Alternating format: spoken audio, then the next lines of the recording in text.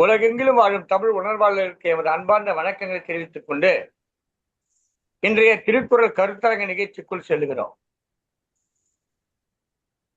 ஒரு திருக்குறள் அதிகாரத்தை எடுத்துக்கொண்டு அதற்கான ஒரு விளக்க உரையாக கருத்துரையாக வழங்குவதற்காக இங்கே பலரும் கூடியிருக்கிற இந்த அவையிலே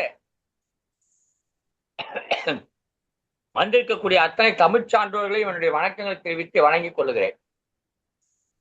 இந்த நிகழ்ச்சியை மிக அருமையாக தொடர்ந்து நடத்தி கொண்டிருக்கிறார் திருமதி காயத்ரி அவர்கள். தமிழ்நாட்டு இந்த பெரிய நிலப்பரப்பிலே பல ஊர்கள் பல்வேறு சிறப்புகளை பெற்றிருக்கிறது. ஒவ்வொரு ஊருக்கும் ஒவ்வொரு சிறப்பு உண்டு. அவிநாசி என்று சொன்னால் அதற்கென்று பல சிறப்புகள் உண்டு. என்றாலும் இன்றைக்கு ஒரு புதிய சிறப்பாக அந்த அவிநாசியிலிருந்து திருமதி காயத்ரி அவர்கள் ஒரு வரலாறு போற்றும் ஒரு நிகழ்ச்சியாக இந்த திருக்குறள் கருத்தரங்க நிகழ்ச்சியை மிகச் செம்மையாக தொடர்ந்து நடத்தி கொண்டிருக்கிறார்கள். இந்த நிகழ்ச்சியிலே பங்கேற்று சிறப்பித்துக் கொண்ட அத்தனை அன்புள்ளங்களுக்கும் இதை சங்கத்தமிழ் தொலைக்காட்சியிலே பதிவேற்றம் செய்து உலகெங்கிலும் இருக்கக்கூடிய தமிழ் உறவுகளுக்கு வழங்கிக் கொண்டிருக்கக்கூடிய திருக்குறள் தொண்டர் திருமதி சிவகாமி சண்முகம் அவர்களுக்கும் இதை தமிழறி வானொலியிலே வானலை வழியாக தவற விட்டுக் கொண்டிருக்கக்கூடிய தமிழ்வேல் நயனை விஜயன் மற்றும் தமிழ் சுடர் சசிகலா நயனை விஜயன் ஆகியோர்களுக்கும் நம்முடைய வணக்கங்களை தெரிவித்துக் கொள்கிறோம், நன்றிகளை தெரிவித்துக் கொள்கிறோம். நேரத்திலே இதை வானொலியிலும் வலையொலியிலும் பார்த்து கொண்டும் கேட்டுக்கொண்டும் இருக்கக்கூடிய அத்தனை தமிழ் உறவுகளுக்கும் நம்முடைய வணக்கங்களை கூறிக்கொள்கிறோம். இது உங்களுடைய நிகழ்ச்சி. இதை கேட்டு உங்களுடைய கருத்துக்களை பதிவிடுங்கள். நீங்களும் இது போன்ற நிகழ்ச்சிகளில் பங்கேற்றுக் கொள்ளுங்கள் என்று வேண்டுகோள் வைத்து இப்போது இந்த நிகழ்ச்சி தொடங்குகிறது. தொடங்கி வைக்கும் முகத்தான் இந்த நிகழ்ச்சியை ஒருங்கிணைப்பு செய்து கொண்டிருக்கக்கூடிய திருமதி மா காயத்ரி அவர்களை அன்போடு வருக வருக வருக உங்களுடைய தொடக்க உரை தந்து கருத்துரைகளை வரிசைப்படுத்தி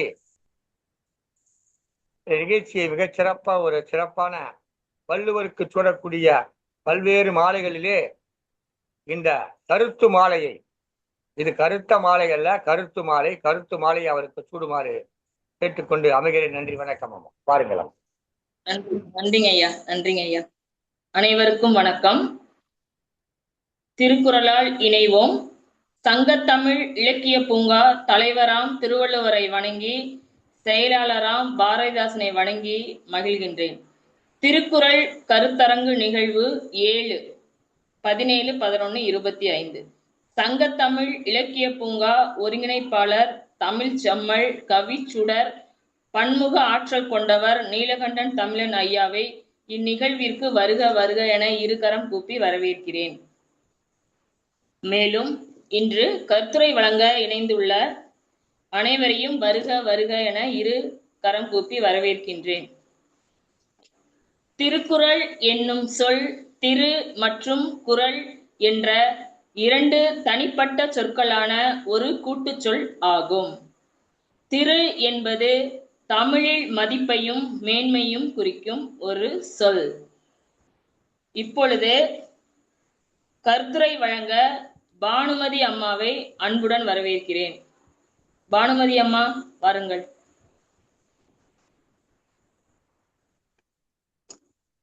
பானுமதி அம்மா. வந்துட்டேம்மா. அனைவருக்கும் வணக்கம். இன்றைக்கு இந்த திருக்குறள் கருத்தரங்கத்துல நமக்கு கொடுத்திருக்கிற 21 - 25 அதிகாரங்கள்ல நான் தேர்ந்தெடுத்திருக்கிற அதிகாரம் அருளுடைமை அதிகாரம். அருளுடைமை அதிகாரம் துறவறவியலிலே முதல் அதிகாரம். மொத்தத்துல அது 25வது அதிகாரமா இருந்தா கூட இல்லறவியலை தாண்டி துறவறவியலுக்கு அவர் போகும்போது அது முதல் அதிகாரமாக இருக்கு. நம்ம இல்லறவியல்ல என்ன சொல்றாரு திருவள்ளுவர், இல்லறத்தானுடைய தகுதிகளாக சில பண்புகளை அவன் உடையவனாக இருக்க வேண்டும் என்று சில காட்டுகிறார். அதாவது அன்புடைமை, விருந்தோம்பல், இனியவை கூறல், செய்நன்றி அறிதல், அடக்கமுடைமை, ஒழுக்கமுடைமை, பிறனில் விழையாமை, அழுக்காராமை, புறங்கூறாமை, தீவினை அச்சம், இப்படி இந்த உள்ளிட்ட இந்த அதிகாரங்கள் எல்லாம் சொல்லி இதன்படி அவன் ஒரு இல்லறத்தான் ஒழுக வேண்டும், இந்த பண்புகள் இந்த ஒழுக்கத்தின்படி அவன் இருக்க வேண்டும் என்று சொல்லிவிட்டு பண்புகளை குறித்து அந்த அதிகாரங்களிலே அவர் விரிவாக பேசி வள்ளுவர் அவர் ஈகையிலே சிறந்து விளங்க வேண்டும், இத்தனை பண்புகளோடு இருக்க வேண்டும், ஈகையிலே சிறந்து விளங்க வேண்டும், புகழ் உடையவனாக இருக்க வேண்டும். இந்த மாதிரி பண்புகள் நிறைந்திருந்தானால் அவனுக்கு புகழ் நன்றாக தன்னாலே விளையும். அப்படி சொல்லி இதுதான் அப்படி புகழோடு வாழ்வதுதான் வாழ்க்கையின் சிறப்பு என்று சொல்லி வருகிறார். ஒரு இல்லறத்தானுடைய தகுதிகள் பண்புகள். வசையொழிய வாழ்வாரே வாழ்வார் என்றும், ஈதல் இசைபட வாழ்தல் அதுவல்லது ஊதியம் இல்லை உயிர்க்கு என்றும் சொல்லுகிறார். அப்ப சொல்லிட்டு, தோன்றிர் புகழோடு தோன்றுக அகுதிலார் தோன்றலில் தோன்றாமை நன்று அப்படி ஒரு அறுதிட்டு சொல்கிறாரு, அடிச்சு சொல்றார். நீ தோன்றுனா புகழோடு வாழணும், இல்லைன்னா நீ தோன்றாம இருக்கிறதே நல்லது அப்படின்னு சொல்லி ஒரு அறுதியிட்டு சொல்கிறார். ஒரு இல்லறத்தானுடைய தகுதிகள் பண்புகள் இப்படித்தான் இருக்கணும். வாழ்வாங்கு வாழ்பவன் வானுரையும் தெய்வத்தில் வைக்கப்படும் என்று அந்த அறுதியிட்டு சொல்கிறார். அப்போ அடுத்து அந்த இல்லறத்தானுடைய வாழ்க்கையை சொல்லிட்டு அடுத்த கட்டத்துக்கு மெல்ல நகர்கிறார், துறவரவியலுக்கு போகிறார். உலகியலிலே சில அடிப்படை பண்புகளோடு இந்த ஒரு பண்பட்ட வாழ்வை வாழ்கிற மனிதன் அதோடு கூட மெல்ல துறவு மனப்பான்மையை ஒரு துரத்தி பிடிக்கலாம், அந்த இடத்துக்கு வரைக்கும் கூட போகலாம். இல்லறத்திலிருந்து அடுத்த கட்டத்துக்கு நகர்கிறான். அப்படி ஒரு நிலையிலே அவனிடத்திலே இன்னும் சில மேம்பட்ட பண்புகள் அவனிடத்திலே ஒரு சேர்ந்தால் அவன் இன்னும் பக்குவப்பட்ட ஒரு மனிதனாக, மனிதநேய மிக்கவனாக, சிறப்பான ஒரு மனிதனாக, மாமனிதனாக அவன் மாறக்கூடும். இன்னும் பக்குவப்படலாம் என்கிற ரீதியிலே அடுத்த துறவரவியலை ஆரம்பிக்கிறார். அதன் தொடக்கம்தான் இந்த அருளுடைமை என்கிற அதிகாரம். முதல் அதிகாரம் துறவரவியலில். அருளுடைமை என்பது எல்லா உயிர்களிடத்திலுமே கருணையோடு இருப்பது. இப்போ அருள் என்பது கூட அன்பினுடைய முதிர்ச்சியாகத்தான் சொல்லப்படுகிறது. இல்லறத்தான் தன் குடும்பத்தாரிடமும் சுற்றத்தாரிடத்தும் மற்றவரிடத்தும் காட்டுகிற பரிவு, அது பேர் அன்புன்னு சொல்றோம். அதுவே அவனுடைய தொடர்பில் இல்லாத மற்ற உயிர்கள், மற்ற எல்லா மனிதர்களிடத்திலும் மற்ற உயிருள்ள பிராணிகளிடத்தும் அவன் காட்டினால் அது அருள் எனப்படும். ஏன்னா அவனுக்கு இரத்த சம்பந்தம் உள்ள உறவுகள் இல்ல ஏதோ ஒரு சுற்றம் நட்பு இதெல்லாம் இல்லாத தாண்டி அவனிடத்தில் சம்பந்தமே இல்லாத சக மனிதர்கள், சக உயிரினங்கள், இந்த உலகில் இருக்கிற உயிரினங்கள், அவர்களிடத்திலும் அவன் அன்புடன் இருந்தால், பரிவுடன் இருந்தால், அவர்களுக்கும் கருணையும் இரக்கமும் காட்டினால் அது பெயர் அருள் என்று சொல்கிறோம். இப்ப அன்பு தொடர்புடையாரிடத்து காட்டப்படுவது, தொடர்பில்லாத பிற உயிரிடத்தும் காட்டப்படுவது அருளாகும். அப்போ எந்த உயிருக்கும் தீங்கு செய்யாதிருத்தல், அவற்றின் துயரத்தை களைதல், கொல்லாமை, அகிம்சையை கடைபிடிப்பது எல்லாமே இந்த அருளுடைமையின் கீழ் வரும். வாடிய பயிரை கண்ட போதெல்லாம் வாடினேன் என்று சொன்ன வள்ளலாரின் வாக்கு இந்த இடத்திலே நோக்கத்தக்கது. வள்ளலார் போன்ற மனிதர்கள் தான் அருளாளர்கள். அருளை ஆள்பவர்கள், அருளை உடையவர்களாக இருந்தார்கள். அவர்கள்தான் அருளாளர்கள் என்று போற்றப்படத்தக்கவர்களாக இருந்தார். இப்போ இன்றைக்கும் மனிதநேயம் மலர்ந்திருக்கும் இதயங்கள் வணங்கத்தக்கவர்.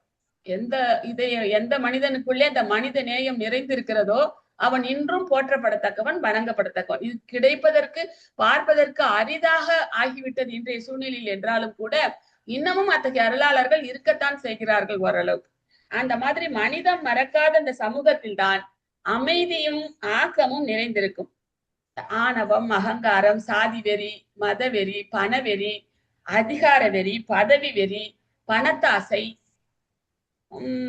இன்னும் பெண் பித்து, போதைக்கு அடிமையாக இருக்கிற நிலைமை, இப்படி போன்ற இழிகுணங்கள் இல்லாதவரிடத்துதான் இந்த அன்பை அருளையும் நம்ம எதிர்பார்க்க முடியும். இத்தகைய இந்த அதிகுணங்கள் எல்லாம், இந்த இழிகுணங்கள் எல்லாம் இருந்தால் இன்றைய மனிதர்களிடத்தே மண்டி கிடப்பதால் தான் எங்கும் கொலை, கொள்ளை, கற்பழிப்பு என்று பஞ்சமா பாதகங்களும் அரங்கேற காண்கிறோம் இன்றைய சூழ்நிலையில. அருள் என்கிற பண்பு கூட இப்படி ஒரு செல்வம் போன்றது என்று சொல்கிறார் வள்ளுவர்.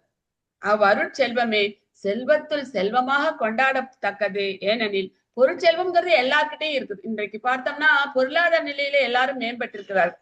இழிந்தவர்கள், இழி குணம் கொண்டவர்கள் கூட, அவர்களிடத்தில் கூட பொருள் ஏராளமாக இருக்கிறது. அதை கொண்டு அவர்கள் செய்கிற அட்டகாசம் தாங்க முடியாததாக இருக்கிறது.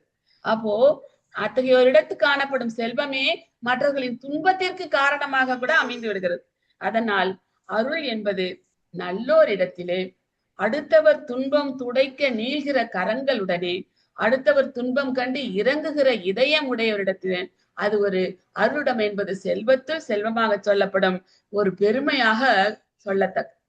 அருட்செல்வம் செல்வத்துள் செல்வம், பொருட்செல்வம் பூரியார் கண்ணும் உள. இது முதல் குறள்.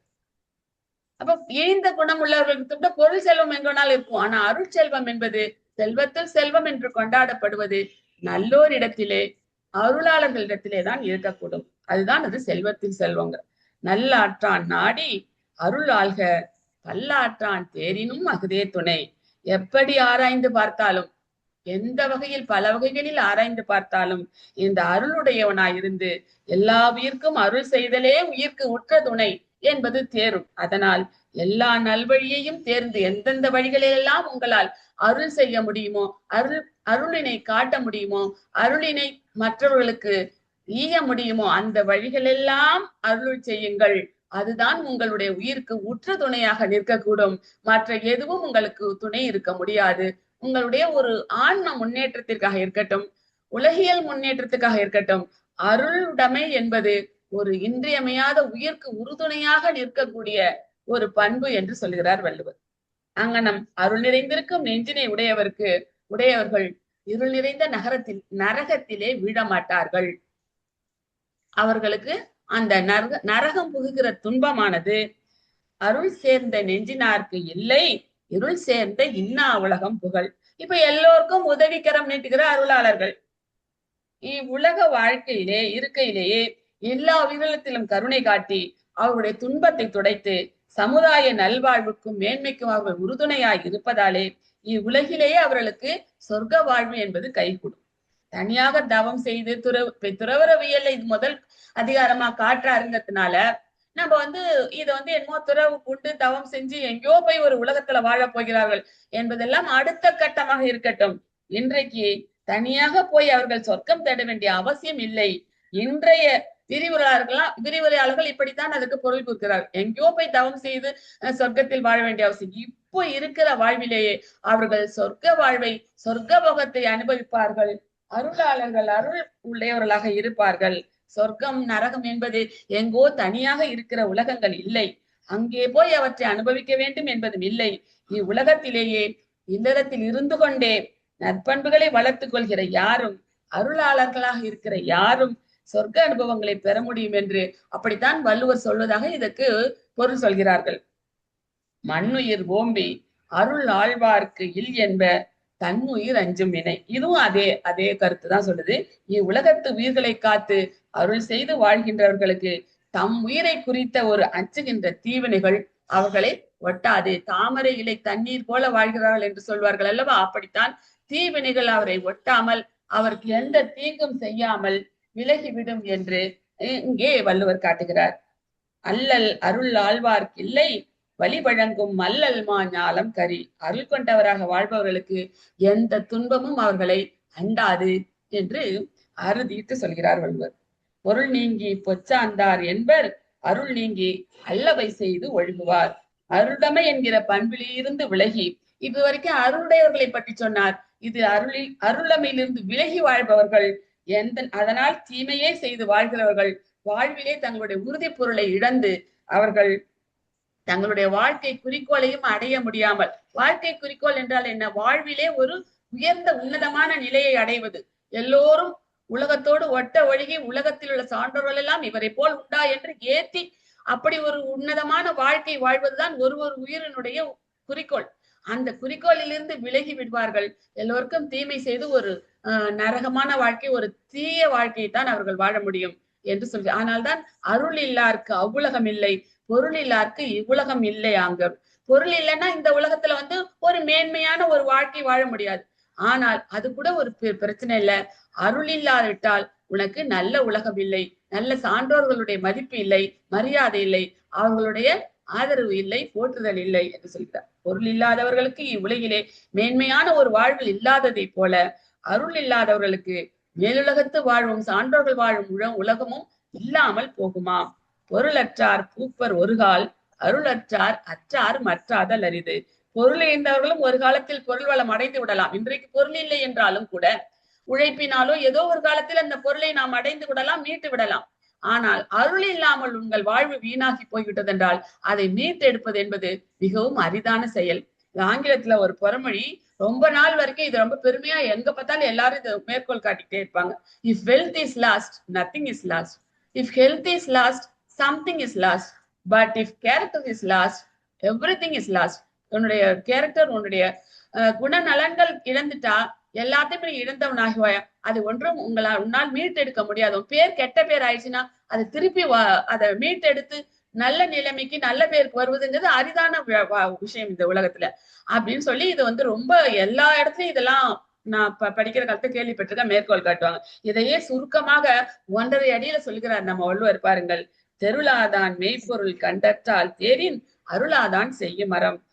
அப்போ வந்து அப்படி ஒரு பொருளை இழந்து விட்டால் மீட்டு கொள்ளலாம், அருளை இழந்து விட்டால் உன்னுடைய வாழ்க்கையின் நல்வாழ்க்கை என்பது மீட்பதற்கு அரிதாக ஆகிவிடும் என்று சொல்கிறார். அருள் இல்லாதவன் தர்மம் செய்ய புகுந்தான் என்பது தெளிவில்லாதவன் மெய்நூலில் கூறப்படுகிற உண்மை பொருளை கண்டார் போன்றதா. வந்து ஒரு எவ்வளவோ சாஸ்திரங்கள் நம்ம கிட்ட இருக்கு, நீதி நூல்கள் இருக்கு. மெய்ப்பொருள் எப்பொருள் யார் யார் வாய் கேட்கணும் அப்பொருள் மெய்ப்பொருள் காண்பது அறிவுங்கிறார். மெய்ப்பொருள் அப்ப இந்த உலகியல் வாழ்க்கையை தாண்டி நம்ம ஒரு தத்துவ உலகம் இல்ல மெய்ப்பொருள் மெய்யறிவு மெய்ஞானம் தேட போகிறோம் என்றால் கூட அதற்கு எப்படி இருக்கணும்? அதற்கு அவன் நல்ல ஒரு தெளிவு இருக்கணும். சாஸ்திரங்களை கற்று நீதி நூல்களை கற்று ஒரு சாஸ்திரம் அறிந்தவனாக இருக்க வேண்டும். அப்ப இருக்கிறவன் தான் அந்த மெய்யறிவை கண்டவனாக சொல்ல முடியும்.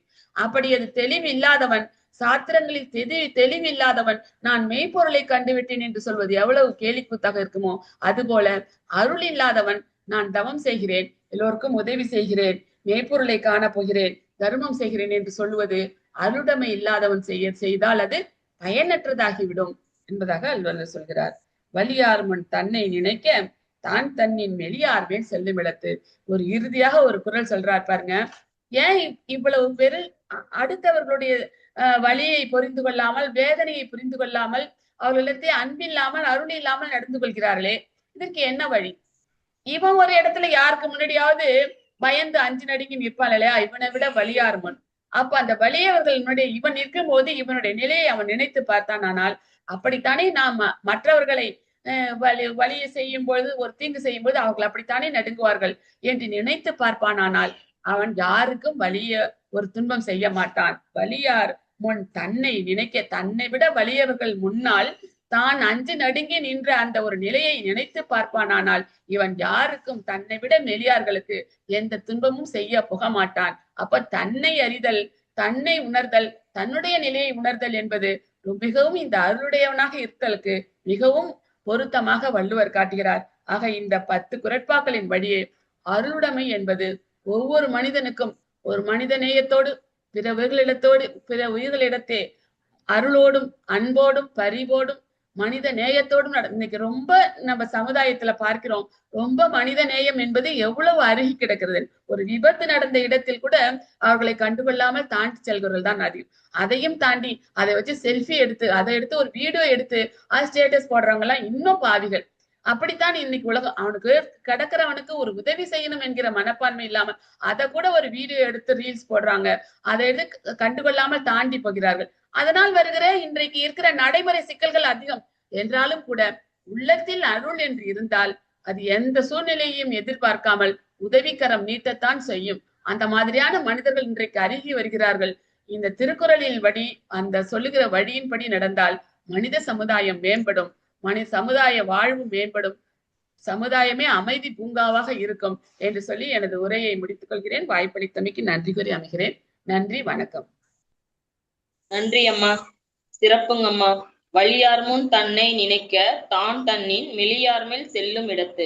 தன்னை விட வலிமை குறைந்தவனை தாக்க முற்படும் போது தன்னை விட வலிமையானவன் தன்னை தாக்க வரும் என்று சூழ்நிலை நினைக்க வேண்டும் என்றும், குரலுக்கே குரலாக நிறைய குரல்கள், அதாவது ஈதல் இசைப்பட வாழ்தல் அது வல்லது ஊதியம் இல்லை ஒரு உயிருக்கு, தோன்றின் புகழோடு தோன்றுக அஃதில்லா தோன்றலின் தோன்றாமை நன்று என்று அருமையாக எடுத்துரைத்தீர்கள் உங்கள் கருத்துரைகளை. நன்றி அம்மா, நன்றி, சிறப்புமா. நன்றி அம்மா. தமிழ் மொழியின் உயிரெழுத்துக்களில் ஔ என்கின்ற எழுத்து மட்டும் திருக்குறளில் இடம்பெறவில்லை. இந்திய பழங்குடிகளில் நரிக்குறவர்களின் மொழியான வக்போலி மொழியிலும் திருக்குறள் மொழிபெயர்க்கப்பட்டுள்ளது. இப்பொழுது கருத்துரை வழங்க மு ஐஸ்வர்யா அவர்களை அன்புடன் அழைக்கிறேன். ஐஸ்வர்யா, ஐஸ்வர்யா. திக்கட்டும் பரவட்டும் முத்தமிழ் தாய்க்கு எனது முதற்கண் வணக்கத்தை தெரிவித்துக் கொள்கிறேன். நான் ஐஸ்வர்யா. நான் 7ஆம் வகுப்பில் படிக்கின்றேன். நான் இன்று அதிகாரம் 24 புகழ் பற்றி சில கருத்துக்கள் உங்களிடம் பகிர்ந்து கொள்ள வந்திருக்கிறேன். நல்ல செயல்களை செய்து புகழுடன் வாழ்வது, கொடை இருப்பது, பழி இல்லாமல் வாழ்வது மற்றும் புகழே உயர்வான வாழ்வின் சிறப்பு. புகழ் பொருத்துவதற்கான வழி: பிறருக்கு ஈதல் கொடை செய்வதன் மூலம் புகழ் பெருகி வாழ வேண்டும் என்று திருவள்ளுவர் அழகாக விளக்கியுள்ளார். உயிருக்கு உதயம்: ஈகையால் வரும் புகழை தவிர வேறு எதுவும் உயிருக்கு பயன் தருவதில்லை. அதிகாரத்தின் கருத்து: இந்த அதிகாரம் செல்வம் இருந்தால் அதை பிறருக்கு பகிர்ந்து கொடுத்து புகழுடன் வாழ வேண்டும் என்பதை வலியுறுத்துகிறது. கொடை பற்றிய குறிப்பு: கொடையின் சிறப்பு என்பது இந்த அதிகாரத்தில் நேரடியாக இல்லை. மாறாக புகழ் பெறுவதற்கான செயல் முற்பாக ஈதல் குறிப்பிடப்பட்டுள்ளது. இது ஒரு சிறப்பு மிக்க செயலாக கருதப்படுகிறது. இதெல்லாம் கூறும்போது எனக்கு ஒரு கதை நினைவுக்கு தோன்றுகிறது. அதை நான் இங்கு பதிவு செய்ய விரும்புகிறேன். இந்த கதையோட டாபிக் விவசாயியின் உண்மையான மகன். கீழூர் அப்படின்ற ஒரு கிராமத்துல ஒரு விவசாயி இருக்காரு. அவருக்கு ஒரு மகன் வேணும் அப்படின்ற ஒரு ஆசை. ஆனா அவருக்கு மகன் இல்ல. அவர் அதை நினைச்சு எத்தனையோ சாமிய வேண்டியிருக்காரு. போகாத கோவில் இல்ல. அப்படியே வேண்டிய அவருக்கு ஒரு மகன் இல்ல. அப்போ அவருக்கு ஒரு காளமாடு இருக்கு. அந்த காளமாடோட பேர் கல்லு. அந்த கல்லு காளமாடா இருக்கிறதுனால அத அவரோட மகனா இவர் இந்த விவசாயி நினைச்சிட்டு இருக்காரு.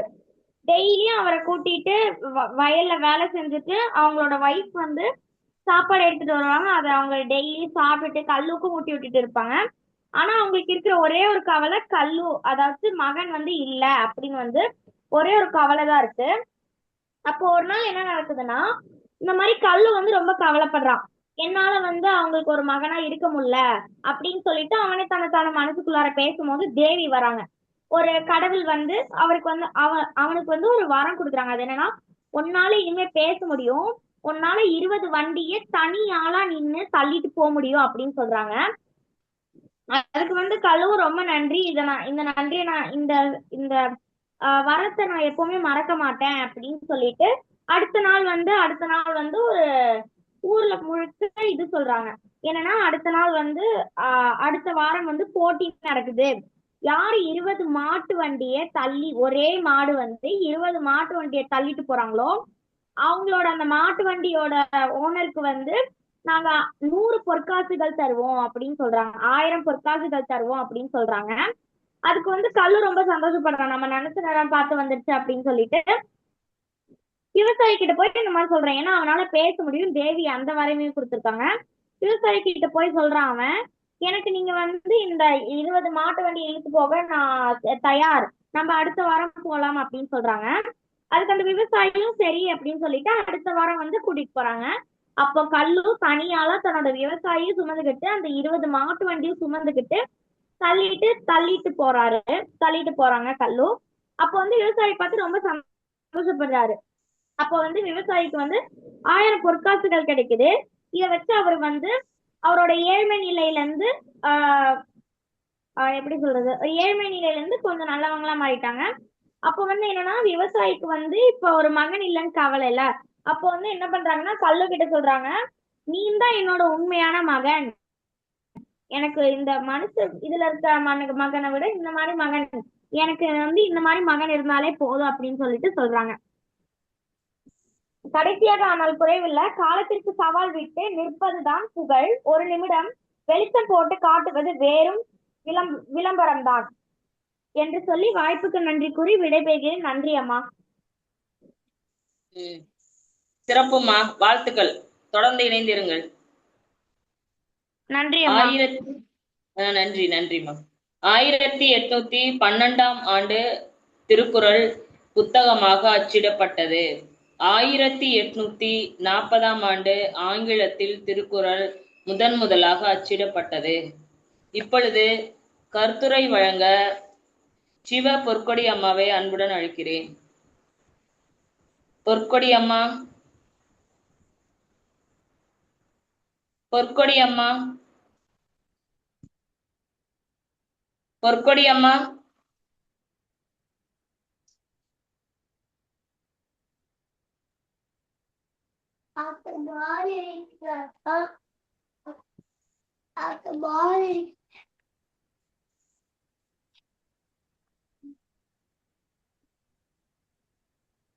தமிழையன் திருவள்ளூருக்கு செயலர் பாரதிதாசன் ஐயா நம்மை இன்று வழிநடத்தி கொண்டிருக்கும் திருநீலகண்ட தமிழர் ஐயா அவர்களுக்கு, இந்த நிகழ்ச்சி ஒருங்கிணைப்பாளராய் நிகழ்வில் வந்திருக்கும் காயத்ரி அம்மா அவர்களுக்கு மற்றும் அனைத்து சான்றோர் பெருமக்களுக்கும் வணக்கங்களை கூறி மகிழ்கிறோம். இன்றைக்கு அருளுடைமை என்ற தலைப்பிலே நாம் பேச இருக்கிறோம். அம்மா கேக்குதுங்களா? அடியும் பேசுறது கேக்குதுங்கம்மா. கேக்குது. அருளுடைமை என்ற தலைப்பிலே பேச இருக்கிறோம். அருளுடைமை. அருட்செல்வம் செல்வத்துள் செல்வம், பொருட்செல்வம் கூறியார் கண்ணும் உள. அருளாகிய செல்வம் அப்படிங்கிறது இந்த இடத்துல வள்ளுவ பெருந்தகை சொல்றது மனிதர்களோட மனித மாண்பை, மனித பண்பை சொல்றாரு. உயர்ந்த மனிதர்களிடத்தே உள்ளது என்கிறார். அதே சமயம் பொருள் செல்வம் எல்லோரிடத்தும் யாரிடத்தும் கைமாறி போயிட்டே இருக்கும் அப்படிங்கிறத சொல்றாரு. இப்போ உதாரணத்துக்கு மகாபாரதத்துல பாத்தீங்கன்னா துரியோதனன் மிகப்பெரிய அரசன், அதனால அவரு மிகப்பெரிய செல்வந்தனா இருந்தார். நிறைய கொட்டி கிடந்தது அவர்கிட்ட. ஆனா நல்ல மாண்பு நல்ல பண்பு இருந்ததா அப்படின்னா அவர்கிட்ட இல்லை. அப்ப அவர்கிட்ட இருந்த அந்த செல்வம் போன்று பண்பற்ற இழிந்தவரிடத்தே இருந்தது அப்படிங்கிற பொருள்பட இந்த இடத்துல திருவள்ளுவர் சொல்றார். அதே அவனிடத்தே நட்பு கொண்ட கர்ணனுக்கு சிறு நாடேனும் அரசாள்றதுக்கு உரிமையும் தந்த கர்ணன் குணத்தில் உயர்ந்திருப்பார். துரியோதனன் தந்த அந்த செல்வம் தான் அவரிடத்தில் இருந்தது. இருந்தாலும் தர்ம தேவதை என்னும் தெய்வம் அருள் அவரோடு கூடி இருந்ததுனால அவரிடம் நல்ல மாண்பு இருந்தது.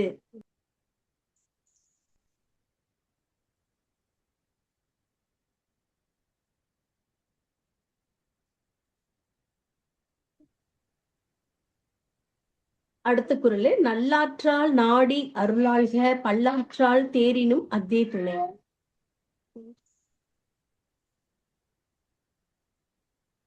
மீண்டும் மகாபாரதத்திலே ஒண்ணு சிந்திக்கணும். பாண்டவர் 5 இருந்தாங்க. தர்மருக்கு வந்து பல தெய்வங்களோட அருள் நிறைஞ்சிருந்துச்சு. பீமனுக்கு அரக்க சமூகத்தினரோட ஆதரவு நிறைய கிடைச்சிருந்தது. நகுலனும் சகாதேவனும் மதிநுட்பத்தால நல்ல ஒரு சிறப்பா விளங்கினாங்க. அர்ஜுனனுக்கும் அதே மாதிரி நிறைய இதெல்லாம் கிடைச்சிருந்தது. அவருக்கு வந்து அவர் மாதிரி வில்லுக்கு விஜயன் யாருமே இல்லை, அந்த மாதிரி நிறைய சொல்லுவோம். ஆனாலும் ஸ்ரீகிருஷ்ணர் அப்படிங்கிற அருள் அவங்க கூட இருந்ததுனால மட்டும்தான் அவங்களோட உயிர் தப்புச்சு அப்படிங்கிறத நம்ம மகாபாரத கதையிலிருந்து தெரிஞ்சுக்கிறோம். அததான் இந்த இடத்துல ஐயா சொல்றாரு. நல்ல நெறிகளை ஆராய்ந்து அருள் குணம் பெறுவதற்கு பழகுவராக நன்மையடைய பல வழிகளில் ஆராய்ந்து கண்டாலும் முடிவில் உயிர் துணையாக நிற்பது அவ்வருளே. அப்ப அருள் இல்லை அப்படின்னாக்கா நமக்கு உயிர் துணையா நிக்கிறதுக்கு வேற எதுவும் கிடையாது. எவ்வளவுதான் நம்ம அறிவில் சிறந்தவங்களா இருந்தாலும் திறமையில் சிறந்தவங்களா இருந்தாலும் நமக்கு உயிர் துணையா நிற்கிறது அருள். அதாவது நல்ல பழக்க வழக்கங்கள் அப்படின்னு எடுத்துக்கலாம், நல்ல மாண்புன்னு எடுத்துக்கலாம். அருள் சுவாமியோட அருள்னு இந்த இடத்துல எடுத்துக்கலாம். 243 அருள் சேர்ந்த நெஞ்சினார்க்கு இல்லை இருள் சேர்ந்த இன்னா உலகம் புகழ். அது என்ன அப்படின்னு கேட்டாக்கா, அருளோடு கூடிய நெஞ்சை உடையவர்களுக்கு, அதாவது நம்ம மனசுல வந்து எந்த விதமான அழுக்கும் இல்லை, நம்ம நல்ல மாண்புடையவங்களா நல்ல ஒழுக்கமுடையவங்களா அப்படி இருக்கோம் அப்படின்னாக்கா நம்மளை சுத்தி எவ்வளவு துன்பம் தான் இருந்தாலும் அது நம்மள அந்த துன்பத்துக்குள்ள கொண்டுட்டு போய் ஆழ்த்தாது அப்படிங்கிறத இந்த இடத்துல ஐயா பதிய வச்சிருக்காரு. அசோகவனத்துல சிறைப்பட்டு கிடந்த சீதை ராமனின் வரவுக்காக காத்திருந்தாங்க இல்லைங்களா? அந்த சீதா தேவிக்கு இருந்த இருள போன்ற துன்பம் வாட்டிய போதும் நல்ல பண்பும் மாண்பும் கொண்ட மாதரசியாக அவங்க இருந்ததுனால நிரந்தரமான துன்ப உலகத்துல அவங்க விழல இல்லைங்களா? அதை இந்த இடத்துல நம்ம உதாரணமா மேற்கோள் காமிக்கலாம். 244வது குறள், மண்ணுயிர் ஓம்பி அருள்வார்க்கு இல்லென்ப தன்னுயிர் அஞ்சும் வினை. இந்த உலகத்து உயிர்களுக்கு அருளை மேற்கொள்பவனுக்கு தன்னுயிர் அஞ்சும்படியான தீவனை வர்றதில்லை அப்படின்னு சொல்லி சொல்றாங்க. இது மகாபாரதத்துல ஸ்ரீகிருஷ்ணரையே மறுபடியும் உதாரணம் காமிக்கலாம். மகாபாரதம் ஸ்ரீகிருஷ்ணர் இல்லைன்னா இல்லைன்னு நமக்கு எல்லாம் தெரியும். அந்த ஸ்ரீகிருஷ்ணருக்கு அறியாததும் இல்லை, அவருக்கு நல்லா தெரியும். இந்த தர்மம் காக்கிறதுக்காக தான் வந்து நிறைய இதெல்லாம் செய்ய போறோம் அப்படிங்கிறது தெரியும். அல்லது செய்யறோம், நல்லது செய்யறோம் அப்படிங்கிறது தெரியும். அப்படி அல்லது செஞ்ச ஸ்ரீகிருஷ்ணருக்கு அல்லது வரும் ஒரு நாளைக்கு அப்படிங்கிறதும் தெரியும். அவருக்கு வந்து ஒரு வேடுவனோட சாபமும் இருந்தது, அது அவருக்கு எல்லாமே நல்லா தெரியும். அப்படி தர்மம் காக்க அனைத்தையும் தாங்கி நின்ற கண்ணன் மகாபாரதத்துல நிலைத்த உயிர்களை காத்து அருளை அனைவருக்கும் பகிர்ந்து கொடுத்துட்டு கண்ணபிரான் தன் உயிர் அஞ்சும்படியான அந்த தீவினை வந்த போது, அதாவது வேடன் ஒருத்தர் வந்து காலில் அம்பெய்துவார் இல்லைங்களா, அப்ப அந்த தீவினை அவரை ஏதாவது பயப்பட வச்சுதா அப்படின்னு கேட்டா இல்ல. அதைத்தான் இந்த இடத்துல ஐயா பதிவு செய்யறார். தன்னுயிர் அஞ்சும்படியான தீவினை வருவதில்லை அப்படின்னு சொல்றாரு. அடுத்ததாக அல்லல் அருள்வார்க்கு இல்லை வழி வழங்கும் மலன்மா ஞாழங்கரி அருளுடையவரை வாழ்கின்ற துன்பம் வாட்டுவதில்லை. அதாவது நம்ம நல்ல ஒழுக்கத்தோட பண்போட வாழ்ந்துகிட்டு இருக்கோம் அப்படின்னா நமக்கு எந்த விதமான துன்பமும் நம்மளை வாட்டாது, எதுவும் பண்ணாது. இந்த காற்று எப்படி இந்த உலகம் முழுவதும் பரவி விரிஞ்சு கிடக்குதோ அது மாதிரி நம்ம நல்ல துன்பங்களோடு, நல்ல இன்பத்தோடு, நல்ல குணத்தோடு நம்ம வாழ்ந்துட்டு இருக்கும் போது நம்ம துன்பத்தை நமக்கு அப்படியே அருளுடையவர்கள், அருளாளர்கள் அப்படி வாழ்ந்து போயிருக்காங்க. நமக்கு அந்த வரிசையில வந்து நம்ம மிகப்பெரிய அருளாளர்களா நம்ம போட்டுறது சைவத்துல 63 நாயன்மார்களை, அப்புறம் மறைந்தவங்களை சொல்றோம். அதுக்கப்புறம் நிறைய அருளாளர்கள் எல்லாம் வாழ்ந்துட்டு போயிட்டாங்க. அது ஆன்மீகத்திலயும் இருக்கு, நமக்கு வந்து சாதாரண உலகியல் வாழ்க்கையிலயும் இருக்காங்க. அந்த மாதிரி இருக்கிறவங்களோட வாழ்க்கையில என்ன இருக்கும் அப்படின்னு கேட்டா துன்பம் அப்படிங்கிறத பார்க்கவே முடியாது அப்படின்னு சொல்லி இந்த இடத்துல பதிவு செய்யறார். 246 பொருள் நீங்கி பொச்சாந்தார் என்பர் அருள் நீங்கி அல்லவை செய்தொழுகுவார். அருள் இல்லாதவரை அறமில்லாதவர்களை செய்து நடப்பவர்களை உறுதி பொருளாகிய அறத்திலிருந்து நீக்கி நம் வாழ்க்கையின் குறிக்கோளை மறந்தவர் என்பவர். அதாவது நல்ல ஒழுக்கம், நல்ல மாண்பு, நல்ல பண்பு நம்ம கிட்ட இல்லைன்னு வச்சுக்கோங்களேன், அது நம்ம கிட்ட என்னதான் பொருள் இருந்தாலும் அந்த அறத்திலிருந்து நீங்கி நம் வாழ்க்கையின் குறிக்கோளை மறந்துட்டோம் அப்படின்னாக்கா நமக்கு அது எது இருந்தாலும் அது புண்ணியம் இல்லை. 247 அருள் இல்லாருக்கு அவ்வுலகம் இல்லை, பொருள் இல்லாருக்கு இவ்வுலகம் இல்லையாங்கு. கையில பொருள் இல்லாதவருக்கு இந்த உலகத்துல நல்வாழ்வு இருக்குமா அப்படின்னா இல்ல. அதாவது பேராசை, பெருநஷ்டம் அதெல்லாம் வேற. ஆனாலும் இந்த உலகத்துல நம்ம வாழணும் அப்படின்னா சராசரியான ஒரு வாழ்க்கை நமக்கு பொருள் தேவை இல்லைங்களா. அது போல நம்ம ஒரு இந்த உலகில் விட்டு சுவாமி கிட்ட ஒரு நாளைக்கு மேல போறோம் அப்படின்னாக்கா அங்க என்ன வேணும்? சுவாமியோட அருள் நமக்கு வேணும். அப்ப நாம இங்க பூமி வாழும் காலத்துல எப்படி வாழ்ந்திருக்கணும்? நல்லவங்களா வாழ்ந்திருக்கணும், நல்ல மாண்புடையவங்களா வாழ்ந்திருக்கணும். அப்பதான் அங்க போறப்ப நமக்கு அந்த அருள் கண்டிப்பா கிடைக்கும். அப்படி இங்க நிறைய பொருள் எல்லாம் சேர்த்து வச்சுக்கிட்டு, இப்போ அரசியல்வாதிகிட்டையும் பொருள் இருக்கு, ஆன்மீகவாதிகிட்டையும் பொருள் இருக்கு, பொருளாளர்கள்ட்டையும் பொருள் இருக்கு, சாதாரணமா ஒரு நம்மளை போல இருக்கிறவன் ஒரு பெரிய மல்டி மில்லியனர்கிட்டையும் பொருள் இருக்கு. அந்த எல்லா பொருளும் ஒண்ணு போல ஆயிடுமோ என்ன? அப்படி கிடையாது. நல்ல மனசு இருக்கிறவங்ககிட்ட இருக்கிற பொருள் தர்ம சிந்தனைக்கு இந்த ஐயா நூல்ல வெளியிடணும்னு சொன்னார் இல்லையா, அந்த மாதிரி நற்காரியங்களுக்கெல்லாம் பயன்படும். அதே நல்ல ஒரு அரசியல்வாதி கிட்ட இருக்கிற பணமோ, இல்ல கபட சூடு இருக்கிறவங்க கிட்ட பணமோ, வேடதாரி கிட்ட இருக்கிற பணமோ எதுக்காக? அவ சந்ததி அடுத்தடுத்து வர்றவங்கதான் அதை அனுபவிச்சுட்டு போவாங்க. அதனால யாருக்காவது பயம் இருக்கா அப்படின்னா இல்ல. அப்ப அவங்களுக்கு நாளைக்கு வீட்டு உலகம் போகும்போது, அதாவது சுவாமி கிட்ட போகும்போது ஒரு மோட்சம் கிடைக்குமா அப்படின்னா கண்டிப்பா கிடைக்காது அப்படிங்கறதுதான் இந்த இடத்துல ஐயா பதிவு செய்திருக்கார். அடுத்து 248 பொருள் அல்லா பூப்ப ஒருகால் அருளற்றார் மற்றாதல் அரிது. பொருள் இல்லாதவர் ஒரு காலத்து பொருளுடையவர் ஆதல் கூடும். ஏன்னா பணம் காத்து மாதிரி இல்லைங்களா. இன்னைக்கு இந்த இடத்துல நம்ம கிட்ட இருக்கு, நாளைக்கு இன்னொருத்தர் இருக்கும், நாளைக்கு இன்னொருத்தர்கிட்ட இருந்து நம்ம கிட்ட வரும். அந்த மாதிரி பொருள் இல்லாதவர் ஒரு காலத்து பொருள் உடையவர் ஆகக்கூடும். ஆனால் அருள் இல்லாதவர் என்றும் இல்லாதவரை ஒரு காலம் மேன்மை அடைதல் இல்லை. ஏன் அப்படின்னு கேட்டாக்கா அவங்களுக்கு அதாவது நல்ல ஒழுக்கமும் நல்ல பண்பும் நல்ல மாண்பும் இருந்தாதான் அந்த பொருளே அவங்க கிட்ட இருந்து பிரயோஜனம். திருடனா கூட இருப்பாங்க, ஆனா அவன் நல்லவனா இருப்பான், நற்சிந்தனை உள்ளவனா இருப்பான். இப்போ இந்த இடத்துல வந்து எனக்கு ஒரு கதை ஞாபகம் வருது. அந்த கதாசிரியர் நல்ல பிரபலமான கதாசிரியர். அவர் ஒரு சமயம் கேரளாவுல போய் ஒரு இடத்துல தங்கி இருந்து கதை எழுதுறதுக்காக தங்கி இருந்த போது காலை உணவு எடுக்கிறதுக்காக கிளம்பி வெளியில வர்றாரு. வெளியில வரும்போது தன்னோட பாக்கெட்ல தன்னோட பணம் இருக்கக்கூடிய பைய வச்சுக்கிட்டு தான் வெளியில வர்றாரு. நல்ல நினைவு இருக்கு. வழியில இருந்த அந்த கூட்ட நெரிசல்ல அவரோட பணப்பை களவாடப்பட்டிருந்தா அது அவருக்கு தெரியல. ரோட்டை கடந்து அந்த சிற்றுண்டி வளாகத்துக்குள்ள போய் அவர் சிற்றுண்டி எடுத்துட்டு தன்னோட போட்டிருந்த அந்த ஜிப்பா மாதிரி இருக்கிற உடைக்குள்ள கையை விடும்போது பார்த்தா அந்த இடத்துல பணப்பைய காணும். மிகவும் அதிர்ந்து போறார். அடுத்த முறை அடியேன் வந்து அந்த எழுத்தாசிரியரோட பெயரை பதிவு செய்யற, இல்லைன்னா குழுவுல பதிவிடுற. அவர் தன்னோட நூல்ல எழுதியிருப்பாரு இல்லையா, அப்படி அவரு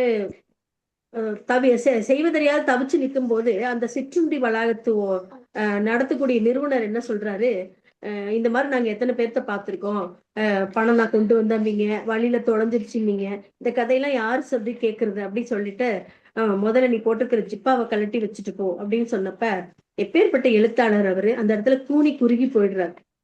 இத பார்த்துட்டு அந்த வழியா ரோட்டை கடந்து போன ஒருவர் வந்தையோ, என்னையா ஒரு 4 ரூபாய்க்காக இவ்வளவு பெரிய மனுஷன் சட்டையை கட்ட சொல்லுவியா, இந்தாயா ஒரு 4 ரூபான்னு சொல்லிட்டு அவர் சாப்பிட்ட அந்த சிற்றுண்டிக்கான தொகை வெறும் 4 ரூபாய்.